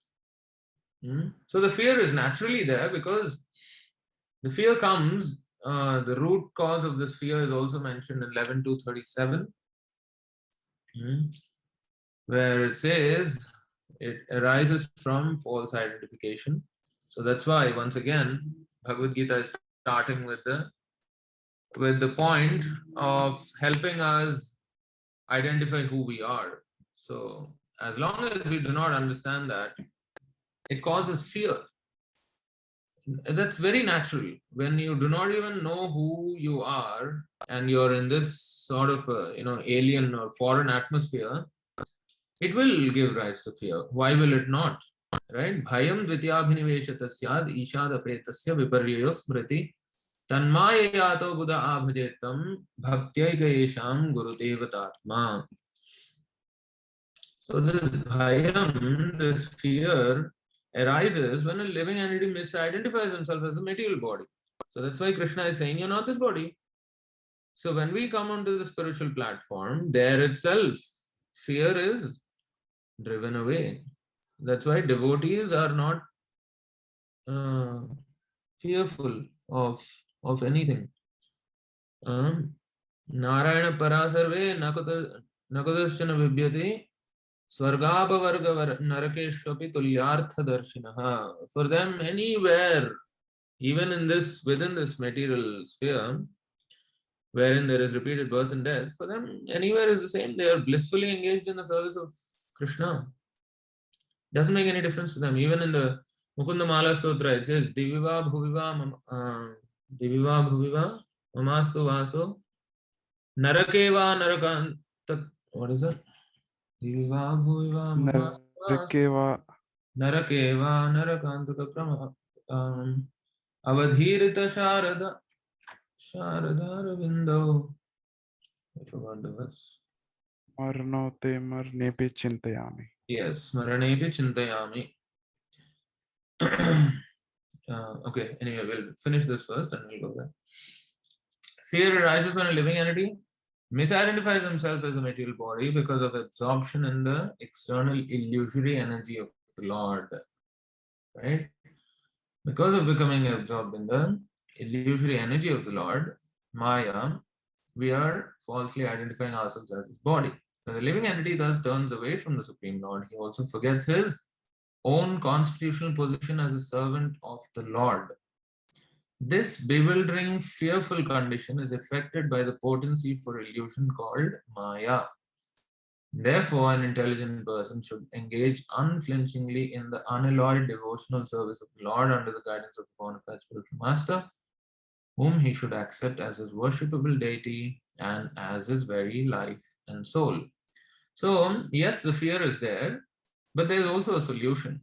The solution is that one should just engage unflinchingly in the unalloyed devotional service of the Lord under the guidance of the spiritual master. So that way we can actually overcome this fear. So in this way, if we just keep ourselves engrossed in hearing about the glories of the Lord, we can counteract lamentation, fear, and all these things. They exist only as long as we are on the material platform. So that's why we have to come to the spiritual platform, transcend to the spiritual platform, so that we can overcome all these things. So we can see those other two verses, 6, 17, 28, and also Kundamala Stotra, I think.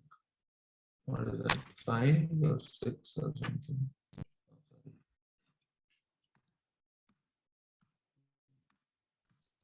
6, Prabhu. Did I type? No, 6, 7. Yes. Narayana Paraha Sarve Natataschana Vibhyati Swargapavarga Narkeshva Pitulyartha Darshana. Devotees solely engaged in the devotional service of the Supreme Personality of Godhead, Narayana, never fear any condition of life. For them, the heavenly planets, liberation, and the hellish planets are all the same. So such devotees are interested only in the service of the Lord. So they're not scared or fearful of going into any condition of life. And Mukundamala Stotra, verse number 5 or 6? 6, Prabhu. Yes. Diviva bhuviva mamastu vaso narakeva narakantaka prakamam avadhirita sharadaravindo charanote marane pichintayami. O Lord, killer of the demon Naraka, let me reside either in the realm of the demigods, in the world of human beings, or in hell as you please. I pray only that at the point of death I may remember your 2 lotus feet, whose beauty defies that of the lotus growing in the Sharat season. Yes, so once again, devotees, they are not fearful. This is their method to overcome fear. Always engrossed in thinking about Krishna. So we can also see this verse. Apanna samshritam ghoram yannama vivasho granan tatah sadyo vimuchyeta yad vibheti swayam bhayam. Living beings who are entangled in the complicated meshes of birth and death can be freed immediately by even unconsciously chanting the holy name of Krishna, which is feared by fear personified. So anybody who is in this fearful condition of life, the first thing, the foremost thing one can do to overcome this fear is just to chant the holy name of the Lord. And by doing so, by and by will automatically will come to the spiritual platform.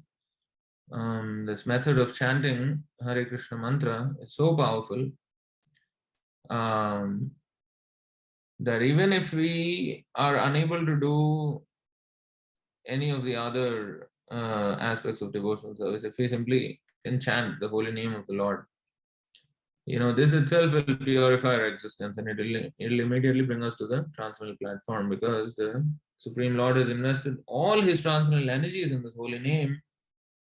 So just by associating with this holy name of the Lord, we can become rid of all kinds of sinful reactions, and we can also attain knowledge. Vasudeva Bhagavati Bhakti Yoga Prayojita Janati Asu Vairagyam Jnanam cha yad ahaitukam. So we develop knowledge, we develop renunciation, everything comes.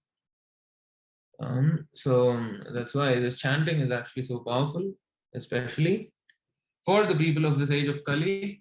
This chanting is the method that is prescribed. And if we can take this up, we can immediately overcome all these shoka, moha, bhaya, everything. And there are actually a lot of verses in the chat also. I think they are being quoted in context of the points that are being spoken, and we are not seeing them exactly at that time. So we'll just quickly go through those also. Very nice verses here. So first, Preeti Gauranga Prabhu shared this this very nice verse, Canto 10, Chapter 14, Text 36. So we will go to that. Karagraham graham.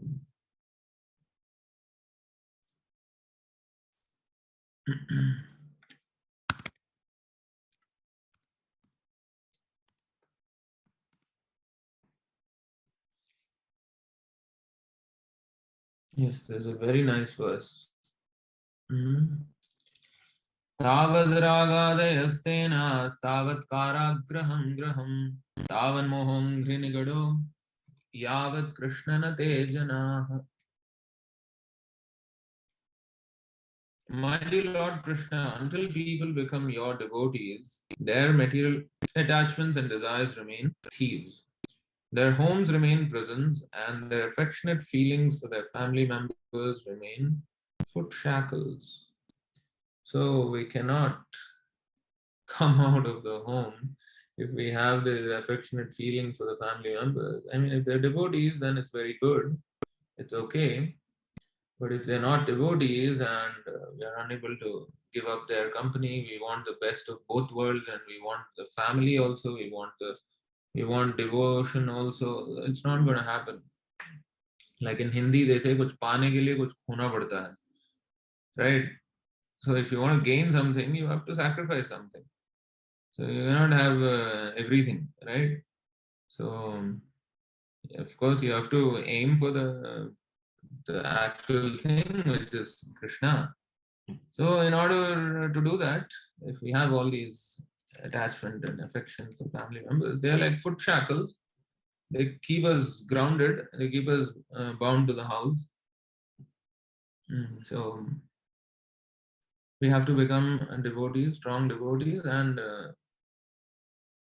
be able to break open these shackles. Like in the case of Raghunath Das Goswami, he also always was running away to Chaitanya Mahaprabhu. So finally, the parents, they decided to get him married. So they thought, I mean, this is another tactic. Usually, this is what happens. They think that the boy is becoming very restless, something, maybe he needs to get married. This is the suggestion they come up with. When the boys, or probably even girls, when they are showing some interest towards spiritual life and all that, oh, I think he is very unstable or very disturbed mentally, very disturbed. Maybe he needs to get married so he can stabilize. Is that even a solution? What kind of a solution is that? No, he's unstable, just get him married so he'll become stable. So their idea is to actually shackle him to the house. Wife is a shackle, shackle him to the house. So Raghunath Das Goswami, they did the same thing. They got him married. Very beautiful wife. Then he was least interested. He was always running away. He was always planning to run away. Then his mother suggested to his father that maybe we should tie him up. He's always running away. Maybe we should tie him up. And the father said to her, "You foolish lady, we have implemented the most, the most difficult shackle to escape from, which is his wife. And that is also not working. And now you're talking about some chains and ropes. The most, as it is explained in the third canto, right? Just by the movement of her eyebrows, she keeps even the great emperors under her grip. Where is that? 31, 37, 39? Is it? 37 probably.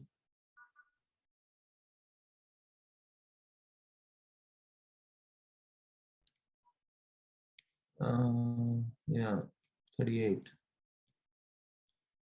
By the mere movement of her eyebrows. Okay, I think before this also, it's a series of verses actually.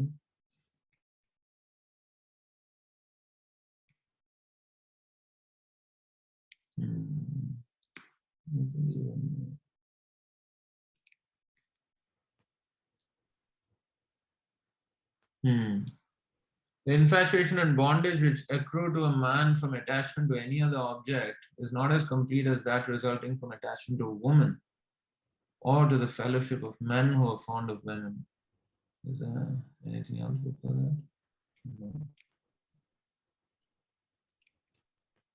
Of course, therefore it says one shouldn't associate with anybody who is only fond of women, or a bit more stronger words, who is no more than a dancing dog in the hands of a woman. One should not associate with a coarse fool who is bereft of the knowledge of self-realization. There are a few verses. Yeah, so this we have read. The infatuation and bondage which accrue to a man from attachment to any other object is not as complete as that resulting from attachment to a woman or to the fellowship of men who are fond of women. At the sight of his own daughter, Brahma was bewildered by her charms and shamelessly ran up to her in the form of a stag when she took the form of a hind. Amongst all kinds of living entities begotten by Brahma, namely men, demigods, and animals, none but the sage Narayana is immune to the attraction of Maya in the form of woman. 34. 34, bro.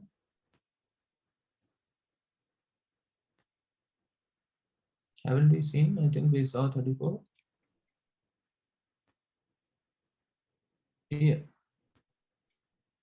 Yeah, we saw this one, right? Yeah.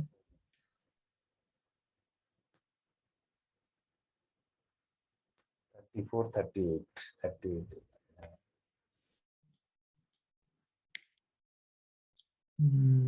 Of course, these are also important, the purports, but we are not reading all the purports.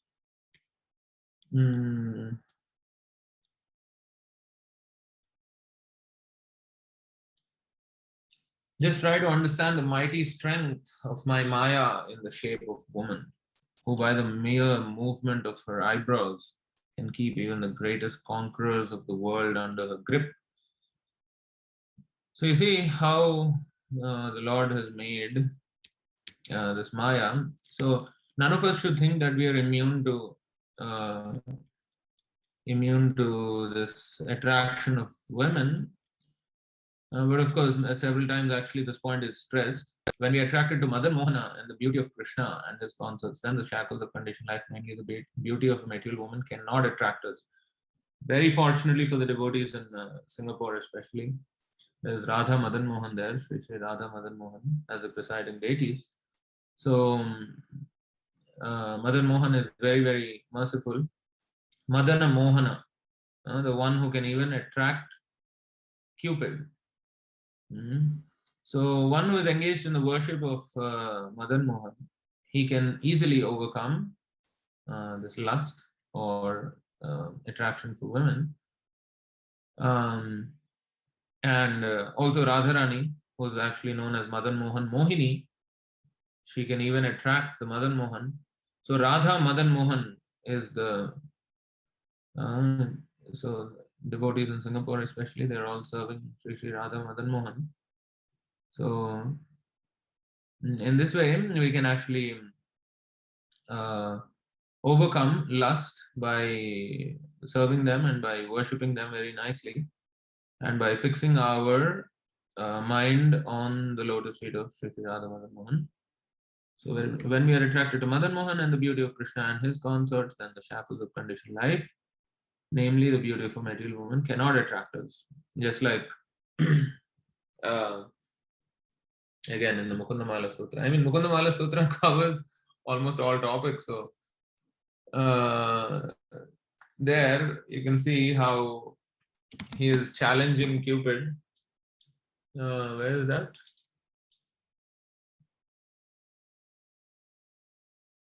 Madana parihara sthitim madiye manasi mukunda.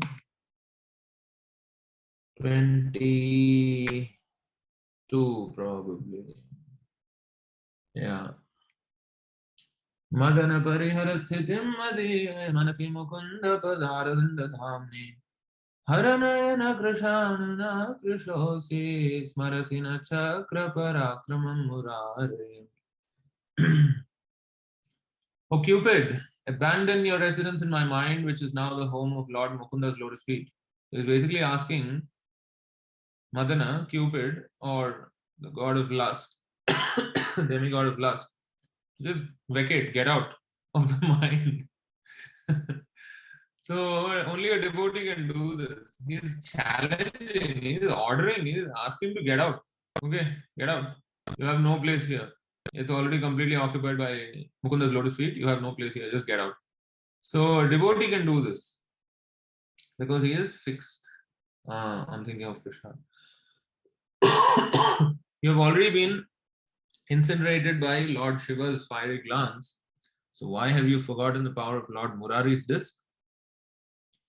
So in this way he's challenging. He said, please, don't try to come and play your tricks and get out. So this kind of strength we will get by worshipping Krishna. It's not like we just read that in the entire creation, none but the sage Narayana is immune to this attraction. But a devotee who worships Krishna, he is also immune. He is not. Oh, here itself it is quoted also. This verse 3:31-38. Yeah, so in this way, Raghunath Goswami's mother was suggesting to the father that why don't we tie him with rope so that he cannot escape. So the father said, you foolish lady, he's already escaping the shackle, the strongest shackle. Now you're talking about ropes and chains, so foolish. So that way actually Raghunath Das Goswami, he just fled. He just waited for the right time and he fled. I think Subal Prabhu mentioned this also in the chat, which we didn't read earlier when we were talking about waiting for the right time for devotees. Don't be in a haste and don't just prematurely go and create trouble for devotees. Yeah, so here Subal Prabhu is talking about that instance. That is what Raghunath Das Goswami did and escaped. Yes. Cancel culture. Oh yeah. Just delete, cancel them from your life. Those who are obstacles, even if they're family members.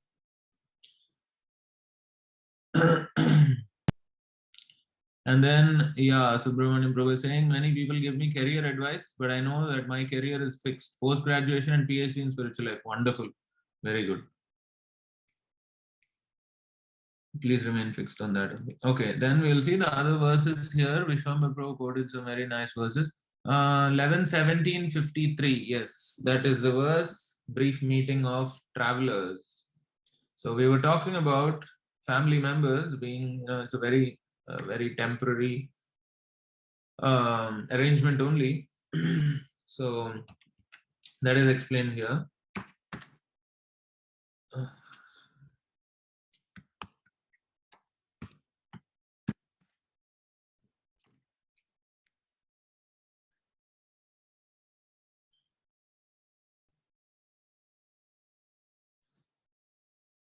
The association of children, wife, relatives, and friends is just like the brief meeting of travelers.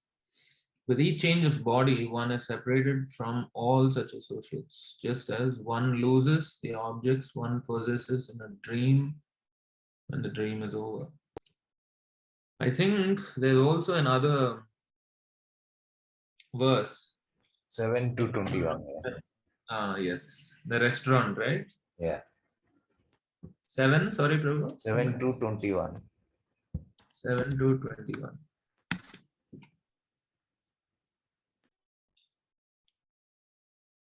Walking Shloka book, Vishwambar Prabhu. 7 to 21, yes.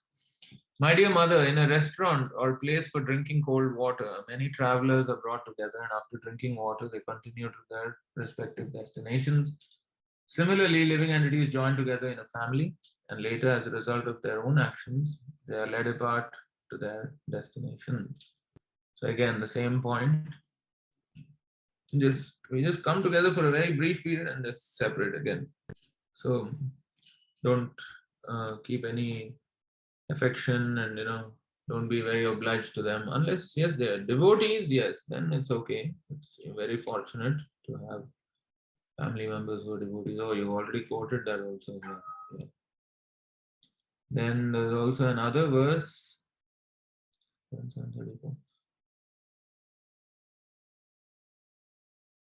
Since the body, okay, let's take this out here. 7:34. 4:13:46. Just a moment.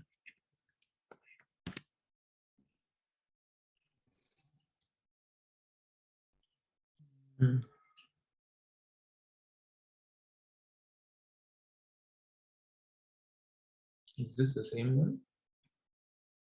44. 44. No.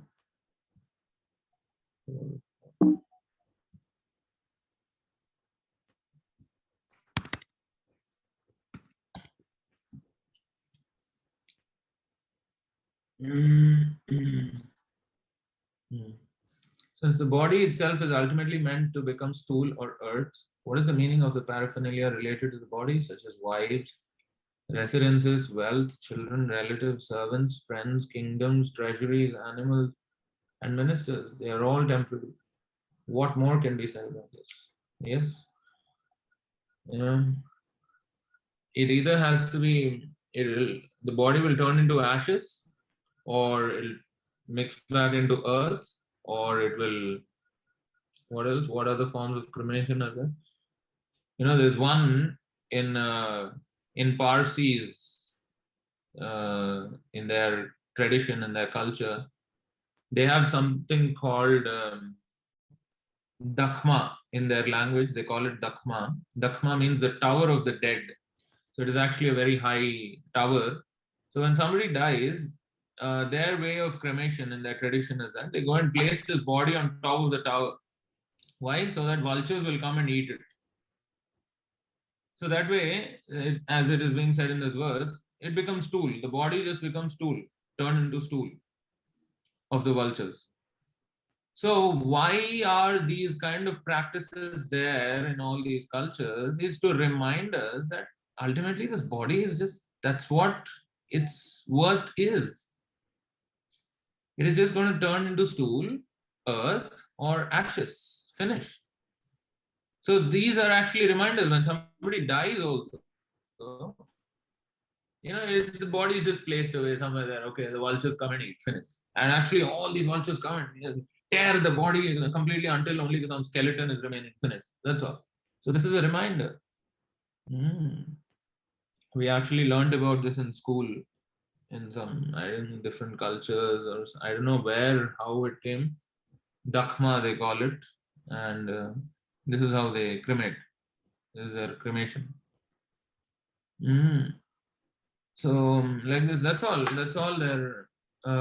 That's all the worth of this body is, and we are so interested in taking care of this and maintaining it and all that. No, as Srila Prabhupada says, the best use of the bad bargain is to engage this in Krishna service. That's all. As long as we have this, this body which is always subject to death, we have to just engage it in Krishna service. That's all. For as long as we have it.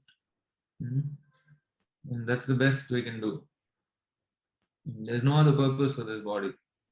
With our body, mind, and words, karmana, manasa, vacha, with action, words, and mind, we have to just serve the Lord, the Supreme Lord. So yeah, this is also a nice verse, 7744. Then a lot of comments in the chat. Are there any questions in the chat? Okay, we'll just quickly read all the. As a college student, my college mates speak about campus placements, interviews, companies, and jobs. I think within myself that my placement is done in temple already. No resume, CV, or interview. Serving the supreme boss of the universe. Yes, wonderful. Just remain fixed on that. Of course, please expect everything to go wrong while executing that decision of yours, but be prepared. Hope for the best and be prepared for the worst, as they say, right? So yes, but please remain determined to join the temple full time. That is the best. Vishwambar Prabhu has quoted more verses here, so many verses. Transcendental knowledge is highest. 424.75. 10 to 31. Okay, let's just see if there are any other questions, and then we will. There is one by Manu Prabhu. Okay. I think. Where is it? I don't see.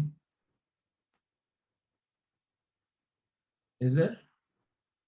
What is the question? I don't see anything. Prabhu, very in the beginning, Prabhu asked. So it is above at 6 p.m. Oh, somehow I'm not able to see. Hare Krishna, the question was, I think, I'm not sure if it has been covered. If I remember, the question was, if you don't have question, yeah, here's one. Hare Krishna, Dandavat Pranam, Jai Shri Prabhu. My question is, when we run out of questions, does that mean we are satisfied or complacent? If it's because of satisfaction, then when does the questions come back again?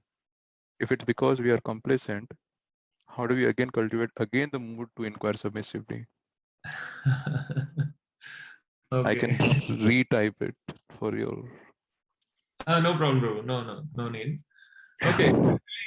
The more we hear, the more questions will come. Yes, the answers, if we get satisfying answers, for the time being, maybe the questions will be gone. But the more we read, actually, there will always be a lot of questions. If we are not getting any questions, we are either not paying full attention, because it's impossible for us to understand any subject related to Krishna consciousness in the very first go. Like when we read, oh, I understood, okay, I'll remember it. No, it's not possible. Actually, you see, even Bhagavad Gita or even Bhagavatam, it's just full of questions, and that is what makes the topic more and more deeper. Like Bhagavad Gita was what? Chatushloki Bhagavad Gita. Only the 4 main important verses are there. But Arjuna asked this, and he asked that. There's so many, it expands. And similarly, even Srimad Bhagavatam, there is this Chatushloki Bhagavatam, 4 main, important, right?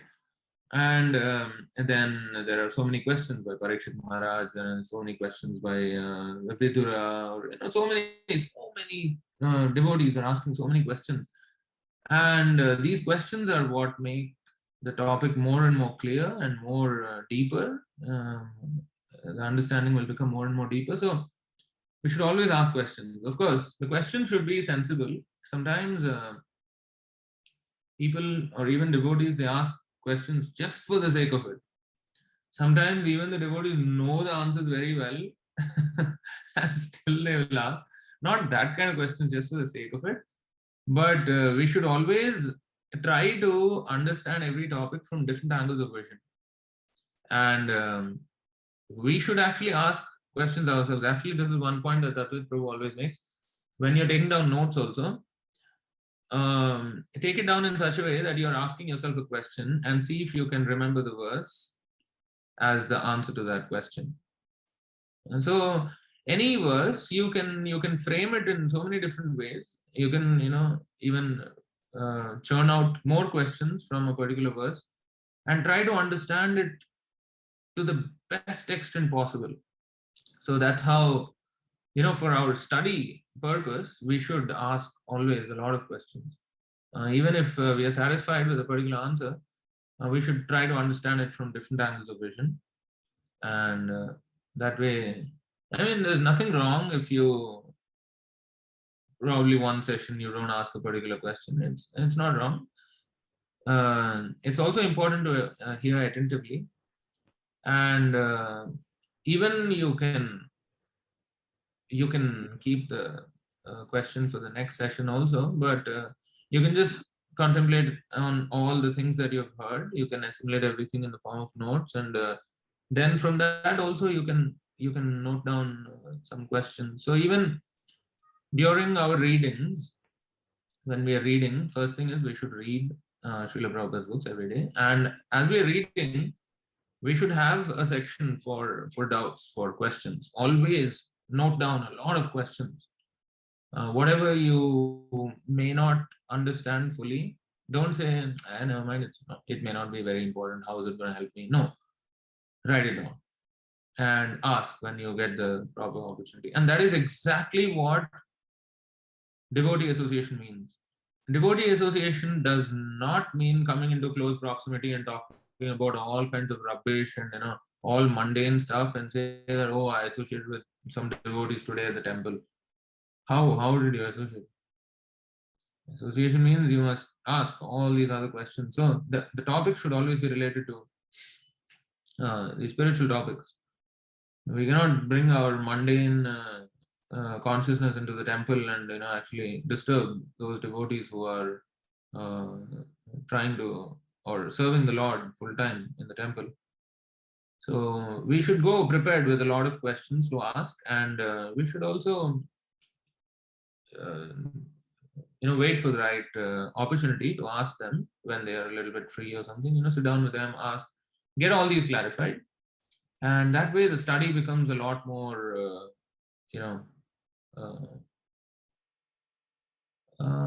detailed. So there is a verse is there, 4:22:19. 4:22:19. Huh? Yeah, 1:9. Yeah. Okay, we'll go to that. 4:22:19.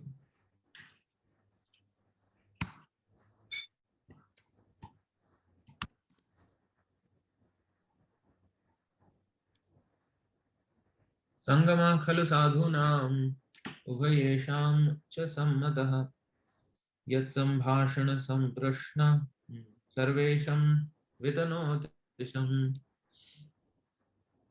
When there's a congregation of devotees, their discussions, question and answers become conclusive to both the speaker and the audience. Yes. Thus, such a meeting is beneficial for everyone's real happiness. Yes. Very nice. Actually, this was one of the verses that I was looking for in the beginning, but I had no idea where I read this, so I didn't even mention where I was mentioning the point that it is for the benefit of both the speaker and the reciter and the listener. This was the one that I actually wanted, but I had no idea where. No, one more is there, na, same thing, what you told, 10:1:16. 10, 1, 16, huh? Yeah, three people are benefited. Yeah. Okay. 10, 1, 16. I have to take note of these two verses.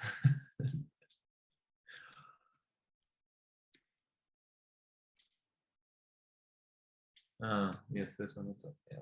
The Ganges emanating from the toe of Lord Vishnu purifies the three worlds, the upper, middle, and lower planetary systems. Similarly, when one asks questions about the pastime and characteristics of Lord Vasudeva, Krishna, three varieties of men are purified: the speaker or preacher, he who inquires, and the people in general who listen. Yes, very nice. Very accurate, very apt. So, yeah. So, when you ask questions, sometimes it could be simple question also, but don't feel shy. There may be many others in the audience who may have exactly the same question. So it's for the benefit of everyone. So don't hesitate at all to ask questions, but they should all be, yes, within the topic of, they should be relevant for one's spiritual advancement and all that, not just for the sake of asking something which is like extremely obvious. Sometimes the questions are like, the answer is either just a yes or a no, and not those kind of questions. To understand the topic in more depth and detail, we have to ask relevant, nice questions, and in this way, association becomes very, very relishable. This is exactly what association means. There are myriad of things that we can discuss with devotees. So we should always, if we have already all these jotted down, it becomes easier. Whenever we go to the temple, make the best use of whatever little time you have during that, maybe one weekend that you're going to the temple, or maybe, don't know how often you go, but make the fullest use of that time that you have with the devotees by discussing all these things. Then you'll see how relishable association becomes. But if we are just going there to do some politics and bicker about somebody, talk, oh, this devotee did like that devotee did like that, why he did like this, what do you feel like? Come on, this is not devotee association. What is this? Devotee association means nicely try to understand the topic, and this will only happen when we are doing actually our regular reading and all these things. If we are keeping ourselves in line with this philosophy and everything, trying to understand, then all these things will come. Otherwise, we'll just go there, find fault with somebody, and do some very stupid things and come back finish. So I think we can also see that verse, no? 5, 12, what is that? 13. Who are the pure devotees? Mentioned. It says here, who are the pure devotees mentioned here? In an assembly of pure devotees, there's no question of discussing material subjects like politics and sociology. In an assembly of pure devotees, there's discussion only of the qualities, forms, and pastimes of the Supreme Personality of Godhead. He is praised and worshipped with full attention. In the association of pure devotees, by constantly hearing such topics respectfully, even a person who wants to merge into the existence of the absolute truth abandons this idea and gradually becomes attached to the service of Vasudeva. See how powerful discussion of topics related to Krishna and the association of devotees is. Even somebody who wants to merge into the existence of the absolute, Mayavadi, just by associating with the devotee, he can become attracted to these topics. That is how powerful it is. I think there is a similar verse somewhere in the Chaitanya Charitamrita also. 20, 20 wild guess. Let's make some wild guess. Play with some numbers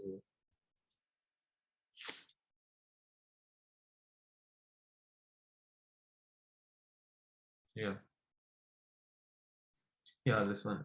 I was actually just listening to this in the morning only. I think the last recorded Bhagavatam class uploaded on the ISKM TV YouTube channel. Chandragopal Prabhu was giving the Bhagavatam lecture. So in that, I think the title of the lecture was the power of deity worship, I think.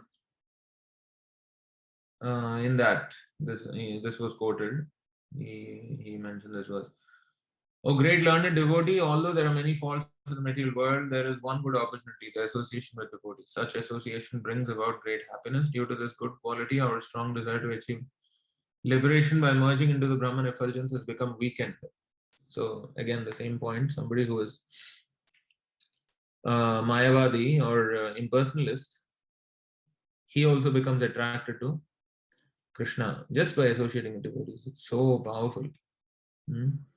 Actually, Mayavadis are very, very offensive people, but when they associate with devotees, their argument also becomes very, very weak. So yes, we should always, in this way, this is what actually association means, that we try to understand more and more about Krishna consciousness, not just physical proximity, or not just maybe sit down with them and take prasadam with them. Yes, all these are very purifying. I'm not saying no, but the real meaning of associating with devotees is that we have to discuss about the topics related to Krishna, Bhagavad Gita, Bhagavatam, all these things, and get nice understanding. Because when we read also, honestly, our understanding may be like very, very on the very shallow, very basic level understanding only. But the same thing when we hear from advanced devotees who have done more study and more austerity and more realized in these subjects, it is so nice to hear their version of, or not their version, their realization on the same topic. How much more deeper realizations and devotees have. So it's always very relishable. So that's what we should go and do in the association of devotees. So that's that. And but like the question Manu Prabhu was asking, how and how many questions to ask, how to keep asking questions. I think you always have a lot of questions. I've seen in other sessions also with the American devotees and all, you always ask nice questions and get everything clarified. So that's good. That is very good. Thank okay. you, Prabhu, for the answer. Hare Krishna. Hare Krishna. Oh yeah, only now I see the question from Manu Prabhu in the chat.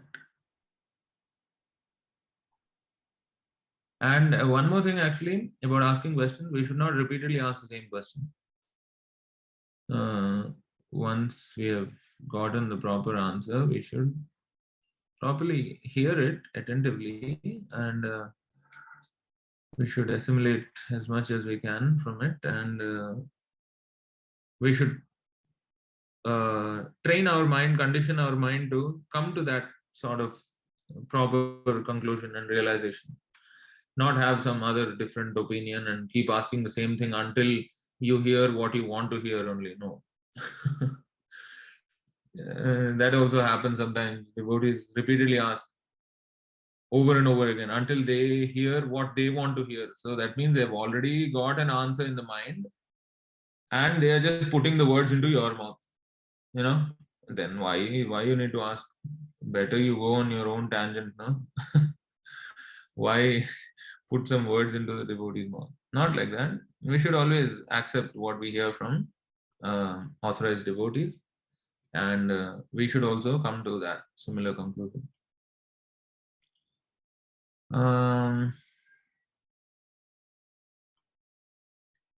Then where are we? Regarding the transcendental knowledge is highest, 424.75. Okay, we'll go through all these verses quickly. I also have to note down all these verses that Vishwambar Prabhu is quoting.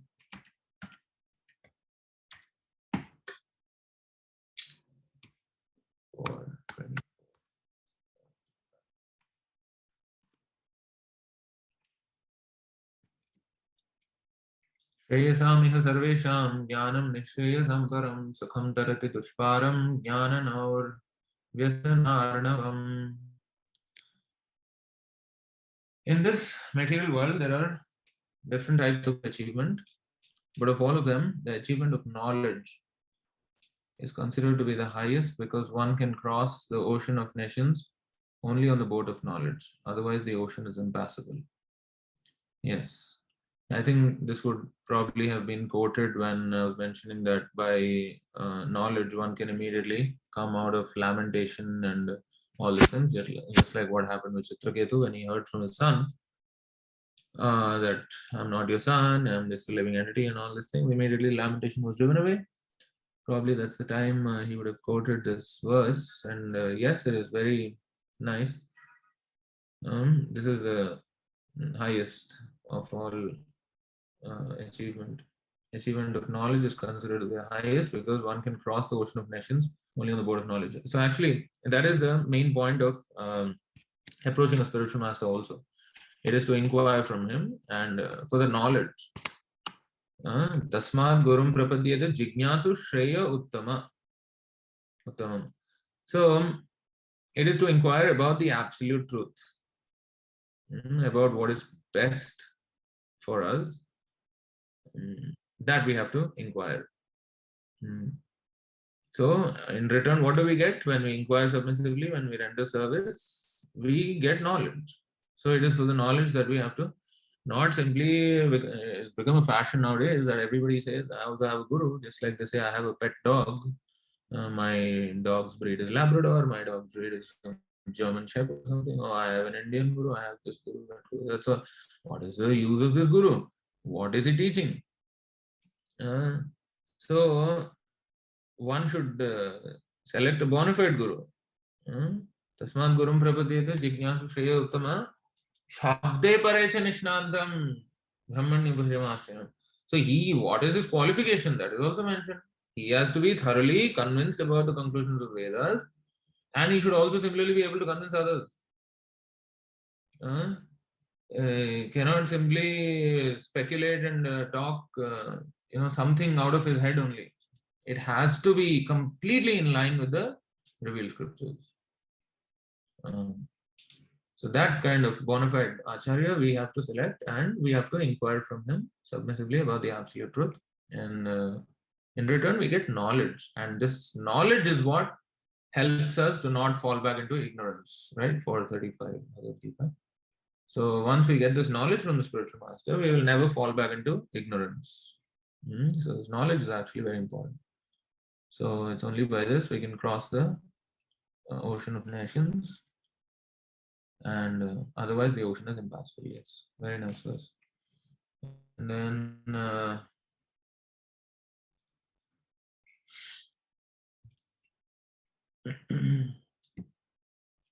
sorry if I'm keeping you all for too long.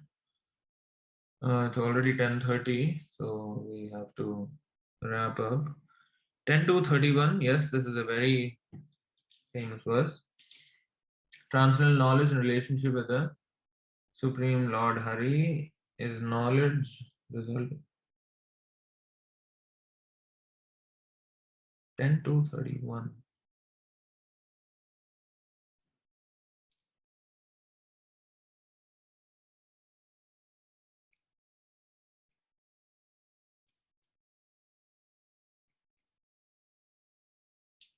Is this 10:31?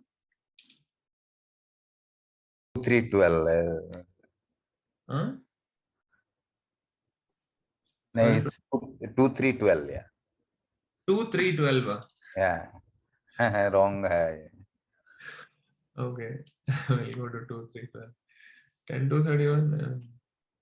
I'm definitely bad with numbers of the verses, but probably I'm not that bad yet.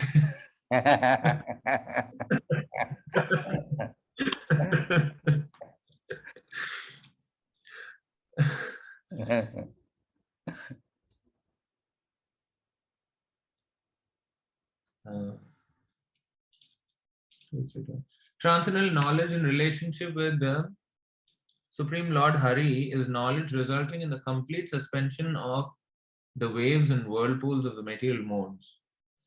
Such knowledge is self-satisfying due to its being free from material attachment, and being transcendental, it is approved by authorities. Who could fail to be attracted? Yes.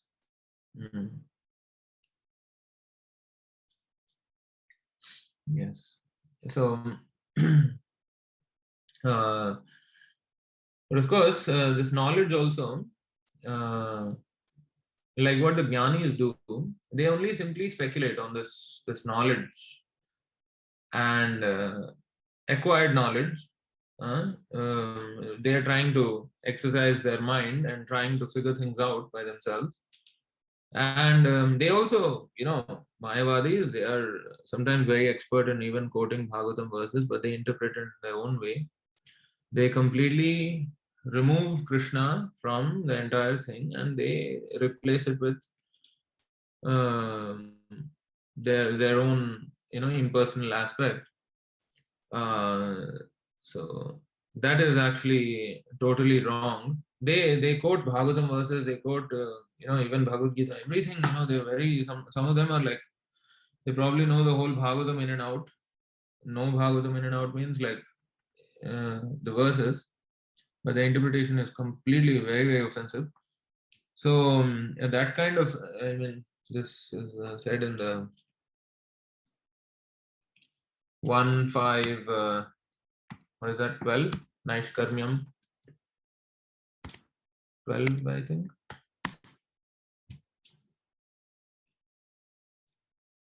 Yeah. Naishkarmyam apyachyuta bhava varjitam nashobhate jnanamalam niranjanam kutah punah shashvadabhadra ishvare nacharpitam karma yadapyakaranam. Knowledge of self-realization, even though free from all material affinity, does not look well if devoid of a conception of the infallible God. So this is what actually the Mayavadis do. They simply speculate on the knowledge, but they remove, God, Krishna, from the whole thing, and they talk about some impersonal aspect, something. So it doesn't look nice at all. It's no longer attractive. Like what we read in the previous verse, who could not be attracted to this transcendental knowledge, which is talking about Krishna. So when Krishna is removed, simply that knowledge, mental speculation, that's all. Right? So religion without knowledge is sentiment, and simply knowledge without religion, that is mental speculation. So that is what the jnanis do. So proper study of the scriptures or these texts, Srimad Bhagavatam and all these things is supposed to be done in the association of devotees. And then we can actually derive the proper meaning and we can then relish it. Then Bhakta Himanshu is saying Elon Musk, modern example, they are going to other planet to escape death. Yeah. He'll probably die in one of those rockets that he's making. 4:13:46, Dimitri Prabhu is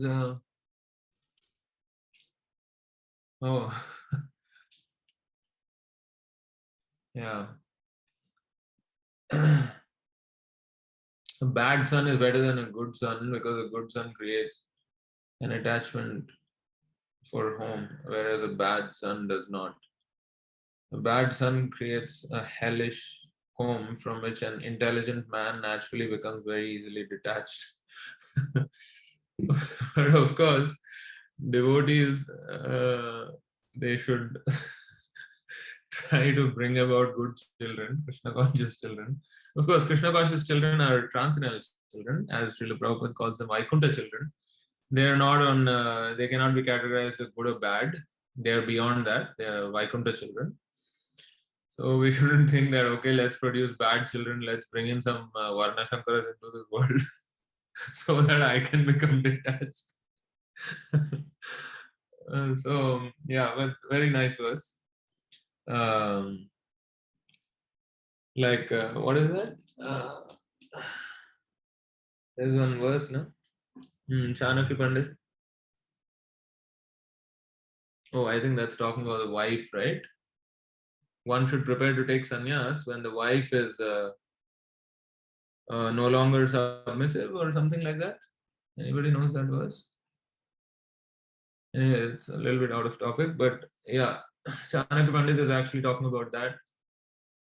I forgot Sanskrit. Anybody knows? Anybody remembers? It's there in the Niti Shastra. When the wife doesn't speak sweetly anymore, that is the time you should take sannyas or something like that. Yeah, the maid reply back and all the Yes. When she replies, when she talks back. So that's already not a good sign, because a wife should always be very submissive and very, So if she is talking back, then the house is as good as hell. So one should immediately leave for the forest. That's the first sign. When the wife starts talking back, oh, finish. Okay, prepare to leave. Finish. End of family life. Chanakya Pandit is saying. I forgot the exact verse. I mean the Sanskrit verse, but there's a verse to that effect. Anyway, so we'll move on. Yes, that verse is very nice. A bad son, he is much better because it's easier for you to leave the house.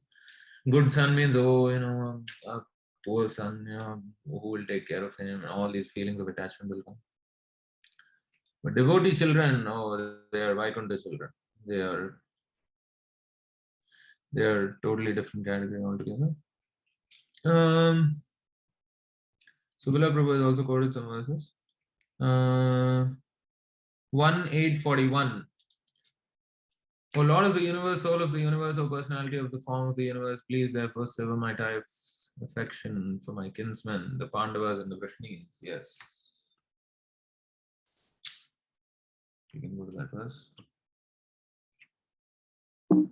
Pandushu Vrishnishu. Yes, especially for a woman, it's very, very difficult. Of course, there's no sannyas for a woman. She doesn't have to. She just has to follow in the footsteps of the husband.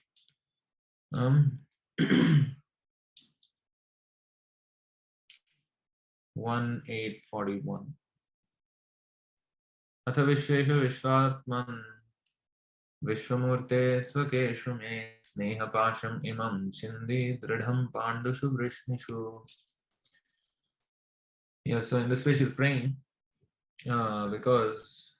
but actually you see her glorious position.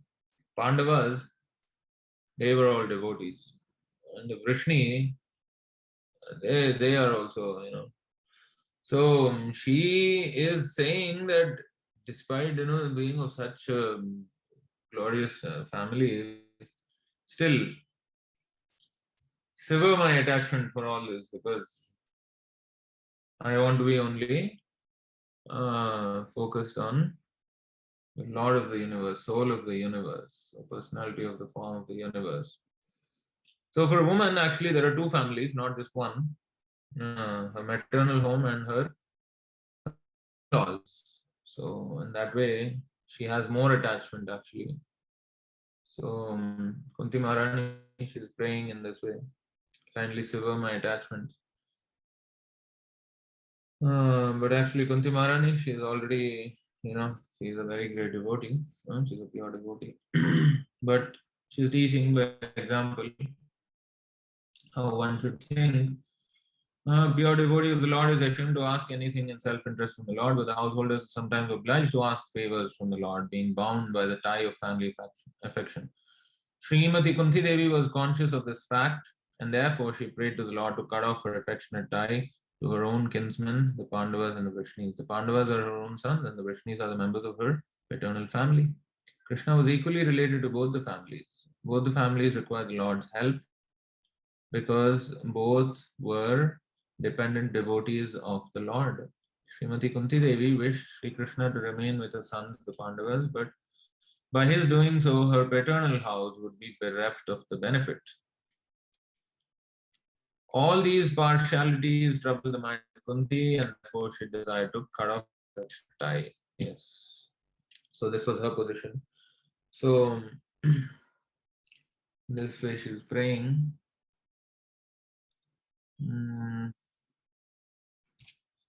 Bhakta Himanshu. Hare Krishna, Dandavat Pranam. Jai Shri Prabhupada. My question is, when we run out of questions, he just repost. Okay.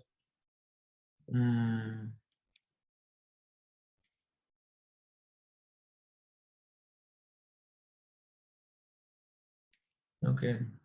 Raj Panchal. Hare Krishna. Prabhu, as you said, expect trouble on the path. So, Prabhu, is there a way that we can tell now we should take the next risky step?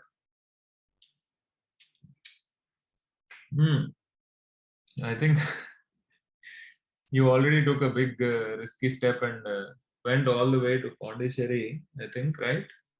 I'm pretty sure you're the one who joined also full-time Pondicherry from Jaipur, right? So I think there was some trouble and you had to go back. Now,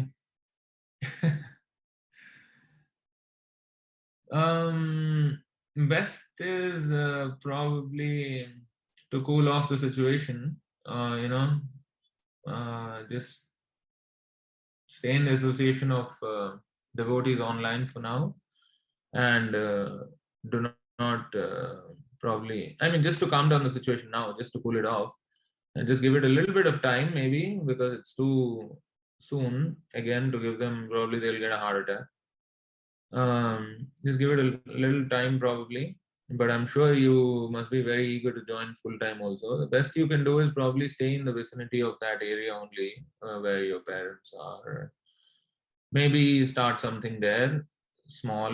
I mean, I think we have many devotees in ISKM who are just 1-2 people here and there who are doing, some nice services and keeping themselves engaged in that way. And continue praying very fervently to Srila Prabhupada and Krishna, because unless they sanction, we never know. I mean, material world is like this. It is full of difficulties, even joining full time, which is the prime necessity of this human form of life, to fully dedicate. This Kali, everything is, very, very unfortunate. But what to do?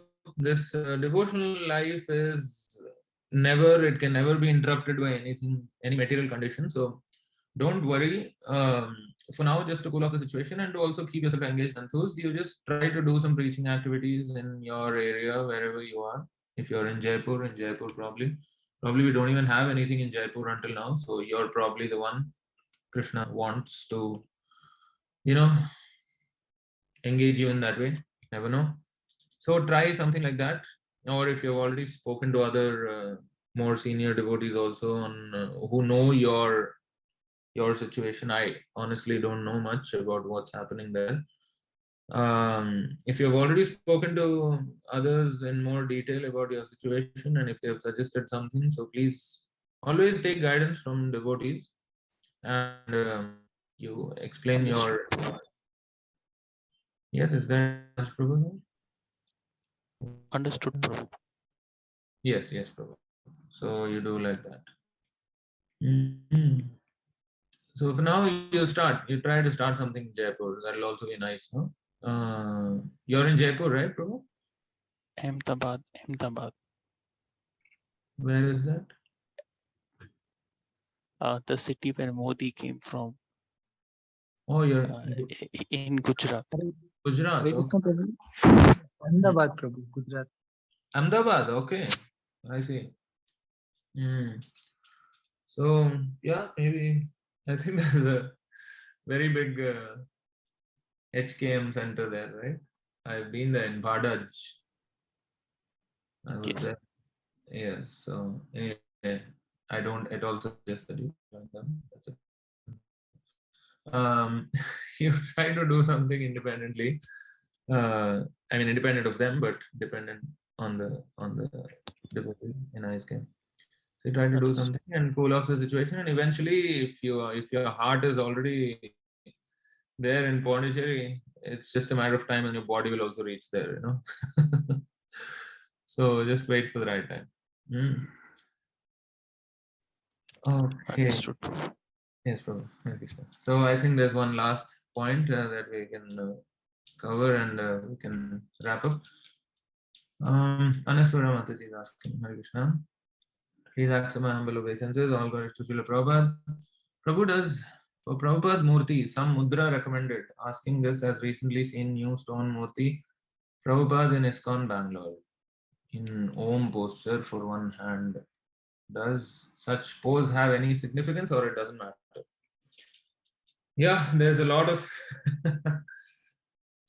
comments in Facebook over this post by ISKCON Bangalore of that picture, where, you know, Srila Prabhupada is using this mudra, Jnana mudra as it is called, which is generally used by a lot of Mayavadis.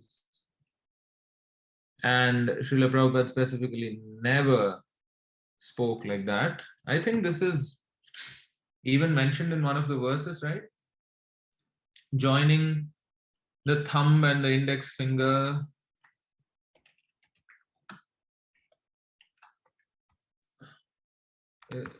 Anyone knows? I don't know if I read this in the Nectar of Devotion or where.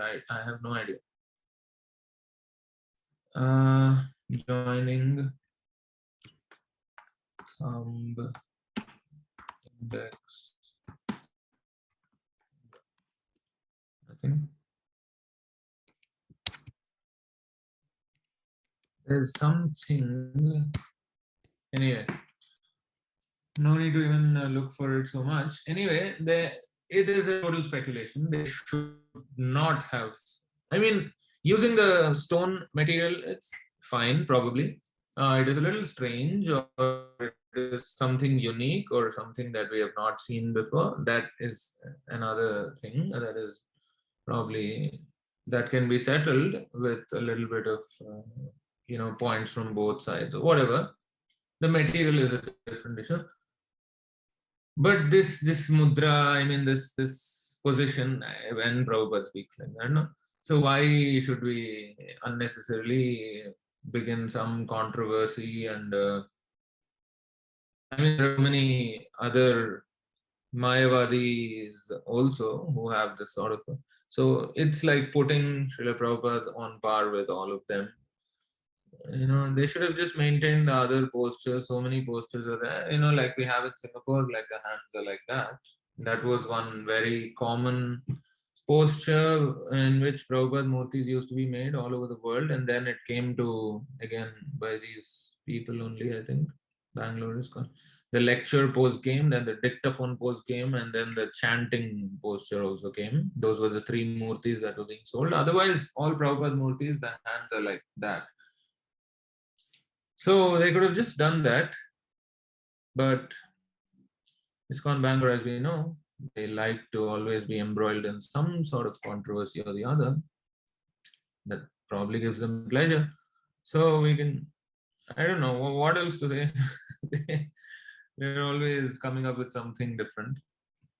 And they are justifying, saying that it's, you know, there's nothing wrong, it's Jnana Mudra, and, you know, I don't know. So it won't really, okay, Subal Prabhu is saying something. This is their justification. It is sort of a tradition that deities of the four Jagat Gurus are depicted holding Jnana Mudra to indicate their spreading of spiritual knowledge. Okay. Thus, you will find deities of Ramanuja, Madhva, Shankara, etc., all holding Jnana Mudra, and even some deities or paintings of Lord Krishna teaching Arjuna also holding Jnana Mudra. Really? I think the only thing I can think of is that picture on the path of perfection, which was painted by apparently some devotee who was not in the right frame of mind or something. I don't know. I heard something like this from Prabhu, I think, Sundar Prabhu, who was under the influence of some intoxicants, I think, when he painted that picture or something like that. That picture on the path of perfection where he is, where everything is disproportionate, the hands are too long or something, and one leg is too long. You know. Anyway, that's probably one picture I can think of. Is there any other picture where Krishna is holding this pose? I don't know. Jnana Mudra is not inherently something bad or negative. Okay, I agree. It is an auspicious sign, but since Srila Prabhupada did not tend to use it, many people are uncomfortable seeing the deity of Srila Prabhupada holding up Jnana Mudra. I can imagine that Madhu Pandit Prabhu wanted to convey Srila Prabhupada as the Jagat Guru on par with the other Sampradaya founder Acharyas. Yeah. Srila Prabhupada accomplished something. I mean, we're not trying to undermine other acharyas or anything, but Srila Prabhupada, he has accomplished something that no other acharya did, right? So why are we desperate about putting him on par with other? Do we really need to do it? Is his work not? Is his contribution not sufficient evidence that he is an acharya? Do we have to make him sit in a posture like that just to make him an acharya? I don't know how they come up with all these kind of, as a Jagat Guru on par with the other Sampradaya founder acharyas, and give him the same worshipable treatment. Oh, I see. I think Srila Prabhupada would be a lot more happier if this group of so-called Prabhupadanugas cooperate with other Prabhupadanugas and, preach according to the standards that Srila Prabhupada has established, instead of deviating in every aspect. All these, they can go on justifying, but no point, They always like to be embroiled in some sort of controversy like this. They are known for this. Everything they change and they get into a controversy, and, they get their whoever mouthpieces to fight with everybody on the internet. And let them do all that, no? They have a lot of time. But it's definitely quite strange to put Srila Prabhupada in that posture. Anyway, how does it matter to us, right? We are a separate entity, and we are going on with our preaching, and under Sundar Prabhu's guidance, we are definitely not going to install deities of Prabhupada in that posture. I think distributing Prabhupada's books is more important than all these things, and no need to actually get into all these nitty-gritty of all these small little things. Let them do what they want to. They have a lot of other deviations also, but if you're just going to concentrate on all those, how is it helping anybody? It's not. So let them do their own thing, and if they succeed by that, good for them. But we will just follow what Srila Prabhupada has taught, and what we are learning from Sundar Prabhu, of how devotees used to be trained at that time, and how things were introduced at that time, everything. So we are very fortunate to have Sundar Prabhu's association, and he doesn't. Okay, there's another comment by Dimitri Prabhu. Okay, we'll get to that. So yeah, Sundar Prabhu is not, as we all know, he's not into this kind of things, some controversy or something. He's like very, very, very crystal clear, whatever Srila Prabhupada has taught, and he's also just teaching us. So we'll just stick to all the standards that are being implemented in ISKM. Let's not bother so much about what they are saying and what they are doing and how they are justifying and all that. Let them do their own thing. And if anybody asks, just say good for them. Congratulations to them. That's all. Oh, what else to say? If we get into a discussion, then we again, they will brand us as we're criticizing, we are envious or something. So let's just not talk about it to anybody on the online platforms also. If they want to do it, just let them go ahead and do it now. So yes. Dimitri Prabhu has shared from the Nectar of Devotion that Jnana Mudra, where that forefinger and the thumb. Yes. So let's read this. Not very long, so we can read the whole thing. There are certain symptoms of great sages who are situated in Shantarasa. devotional service. Again, now the Shantarasa devotional service is actually not active devotional service. This is passive devotional service. So this actually, in many cases, it cannot even be explained as devotional service, because service means when we are actually actively engaged in some sort of service. So the Shantarasa is passive stage of devotional service. So it is actually in many places not even considered as part of devotional service. So the four others are Dasya Rasa, Sakhya Rasa, Vatsalya Rasa, and Madhurya Rasa. And these symptoms are exhibited as follows. They concentrate their eyesight on the tip of the nose. Okay, they'll probably come up with the next Murti somewhere. ISKN Bangalore people. Prabhupada Murti looking at the tip of the nose. And that is the time I think we have to we have to speak up, against all this deviations. They concentrate their eyesight on the tip of the nose and they behave just like an Avadhuta. Avadhuta means a highly elevated mystic who does not care for any social, religious, or Vedic conventions. Another symptom is that such persons are very careful to step forward when giving speeches. Is Srila Prabhupada very careful about coming forward for giving speeches? He grabs every opportunity to talk about Krishna. I think he even went to a nightclub where a devotee, organized some program. Of course, he said, next time, please do not organize in this kind of a place. That's just completely filled with mode of ignorance. But he still did go. And he did a kirtan there. So he would grab every opportunity. He's not, none of these characteristics actually apply to Srila Prabhupada, right? Avadhuta means a highly elevated mystic who does not care for any social, religious, or Vedic conventions. Another symptom is that such persons are very careful to step forward when giving speeches. When they speak, they join together the forefinger and thumb. This is called the Jnana Mudra position. Yes. They are why is it not scrolling down? Okay. They are not against the atheists, nor are they particularly inclined to the devotees. See? So they are putting Srila Prabhupada in a pose which is used by these kind of people. They're not against the atheists, nor are they particularly inclined to the devotees. Such persons give stress to liberation and detachment from the materialistic way of life. They're always neutral and have no affection for nor misidentification with anything material. They are always grave, but fully absorbed in thoughts of the Supreme Personality of Godhead. These uncommon features develop in devotees who are situated in Shantarasa. So, are they trying to say that Srila Prabhupada is in Shantarasa? What are they trying to say?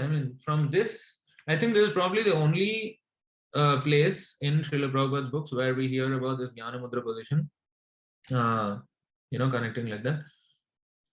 And none of these characteristics apply to Srila Prabhupada. So why did they specifically take that one position? Because they want to get into controversy. They just love controversies. So I think it's definitely a complete speculation and a total deviation, and I don't know what to say. So we should definitely not condone it,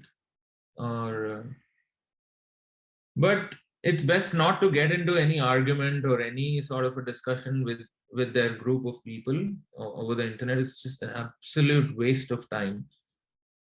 Just for those of you who would have probably never heard this incident, we were in Vrindavan. Probably this was in the year 2011 or 2012. Okay. And we attended Mangalarati. It was actually an Ekadasi, and the following day, the Dwadashi day, we had to break the fast. And the time period of the Paran and Dwadashi Paran was very, very short. So right after the Mangalarati finished in the Krishna Balaram temple where we attended, we were going to go for parikrama, the Vrajamandal parikrama, to all the different forests of Vrindavan. So on the way, we decided to stop by their branch. This ISKCON Bangalore has a branch, Vrindavan Chandrodaya Mandir in Vrindavan. On the way out of Vrindavan, it's there. So we decided to break our fast there with the prasadam there. So we went there, we attended Guru Puja there, greeting. No, probably we didn't attend Guru Puja. There was still some time for Guru Puja. We were already rushing. So before the darshan, we asked one brahmachari there if there was any prashadam, grain, available for breaking the fast. And we had with us Sundar Prabhu, we had with us Tatvit Prabhu, we had a few other, I think Subal Prabhu was also there, myself, a few of us were there. And the point here is that Sundar Prabhu himself was there, and he was asking if there's any little prashadam, grain prashadam, which is available to break the fast. Suddenly this one brahmachari comes out, with full pride on his face. Oh, why are you asking for grain? Just hold on, just wait. What's the hurry? So we said, okay, we are going for parikrama, and there is no other stop, and this time is running out. That's the main point. The time is running out. There's just like another 20 minutes or something like that. So they say, who cares about the time? Why should we follow this time thing? Any time after sunrise is okay. Why should you be so particular about breaking within that time frame? We were shocked. We were shocked to hear this coming out from a brahmachari, full-time brahmachari staying in the temple there, trained probably in ISKCON Bangalore as a robot there. He's talking like this. And we were shocked, but we still gently explained to him, Prabhu, I think I'm pretty sure you know the story of Ambarish Maharaj, right? In the Bhagavatam, Srimad Bhagavatam, 9th canto, it is there. Ambarish Maharaj was in a similar situation. He had to break the fast, and Durvasa Muni came, and he went to the river, take a bath, and he didn't know whether to break the fast or not, so he consulted the devotees, right? The whole incident is there. So we explained to the devotee. He says, no, but that there's no such rule. Prabhupada never introduced it. He had the audacity to talk like that to even Sundar Prabhu. Sundar Prabhu just left the place. Silently, he just left the place. Okay, no wasting time with these people. Tatvit Prabhu and myself, we stood there grilling this devotee, literally grilling this devotee. What are you even talking, Where did you learn this rubbish from? This is, basic of Krishna consciousness. The fast is supposed to be broken at a particular time, within that time frame. You cannot, let it go over that time. And he was going on arguing, and he took like 30 minutes of our time, like a dog's tail, It's just like that. He just wouldn't accept, so adamant. Okay, even if he has his own belief system, if he has been programmed in a particular way, at least have the courtesy to give some grain prashadam. Since you're maintaining a big temple, give one grain at least to a very senior devotee, a disciple of Srila Prabhupada, who is there asking for one grain of prasadam. You can't give. You have to argue and you have to prove your point. Where's the etiquette? This is the kind of people they are. This is the kind of people they are. So if you get into an argument with them, you're just going to waste your time. And after 30 minutes of wasting our time, Tatvit Prabhu and myself had to do exactly the same thing as what Sundar Prabhu did half an hour earlier. Leave the place in disgust. Because the guy is still arguing. He's still arguing until we left. So we didn't even get any grain prasadam there. We had to go out and take somewhere. Just imagine, they're maintaining such a big temple there for what? Exactly. Upadesho Murkha. These Murkha, all. This is how they're programmed, They're just some robots who have no logical thinking, who have zero understanding of Shastra, and they are claiming to be some big Prabhupada Anugas. You see, this is becoming a very big problem with all these deviations. They still want to claim to be the original Prabhupada Anugas, and they belittle everybody else. So this is all very, very wrong. So let us not bother about what they have to do. It's their own business. But looks like, from what we read just now, from what Dimitri Prabhu shared from the Nectar of Devotion, it is definitely not something that would apply to Srila Prabhupada. So why do something stupid? So no need to get into any sort of an argument with them. Just leave them alone, and we can just rather utilize that time to preach to somebody online or something like that. That's what I would say. Sorry for taking too much of your time on explaining this point, but we were like really fed up and disgusted with the way they behaved over this simple thing. And I think until today, they still don't follow this Ekadashi Paran. I mean, that time they don't follow. They say anytime after sunrise is okay. That's all, and they're adamant about it. So this is how they are. So don't even bother explaining anything to them. All right. So I think it's very, very late. I'm very, very sorry. My apologies. So I think we can wrap up. Anything anybody would like to say before we wrap up? Any final words? Anything that I've missed out or something? Hare Krishna, Prabhu. Hare Krishna. Yes. Prabhu, the final words that you said, really, that was that is so so true. I experienced many things like that even when I was with ISKCON Bangalore. Oh, actually, my entire experience of ISKCON Bangalore is a whole another, one hell of a ride there. Anyway, I'm not even going to get into that. I stayed there for a few days and I saw all sorts of things. So, I think we can speak about that privately. yeah, definitely. Yeah. We don't have to waste the valuable time of all the devotees here. Yes, Prabhu. For talking about them. But yeah, that's what they are. So, I mean, what I'm trying to say is please none of you should waste your time trying to explain anything or getting anything into their head. It's not even worth it. They're not going to accept it at all. So, yeah. Thank you so much for the session. It was very, very inspiring. Even when, I mean, of course, the situation is Sundar Gopal Prabhu, we'll praying for him every day. Yes, that please continue. Yes, he is definitely going to come back a lot stronger. I mean, he has been given a huge mission to accomplish. So, I mean, he is under the protection of Krishna. Yes. Prabhu, that's why we're praying for him. We hope that he comes back very soon. Thank you so much for the session, Prabhu. Hare Krishna, all glories to Srila Prabhupada. Thank you all very much for joining. Thank All you right, so we'll much. end the session with this. Hare Krishna, thank you very much.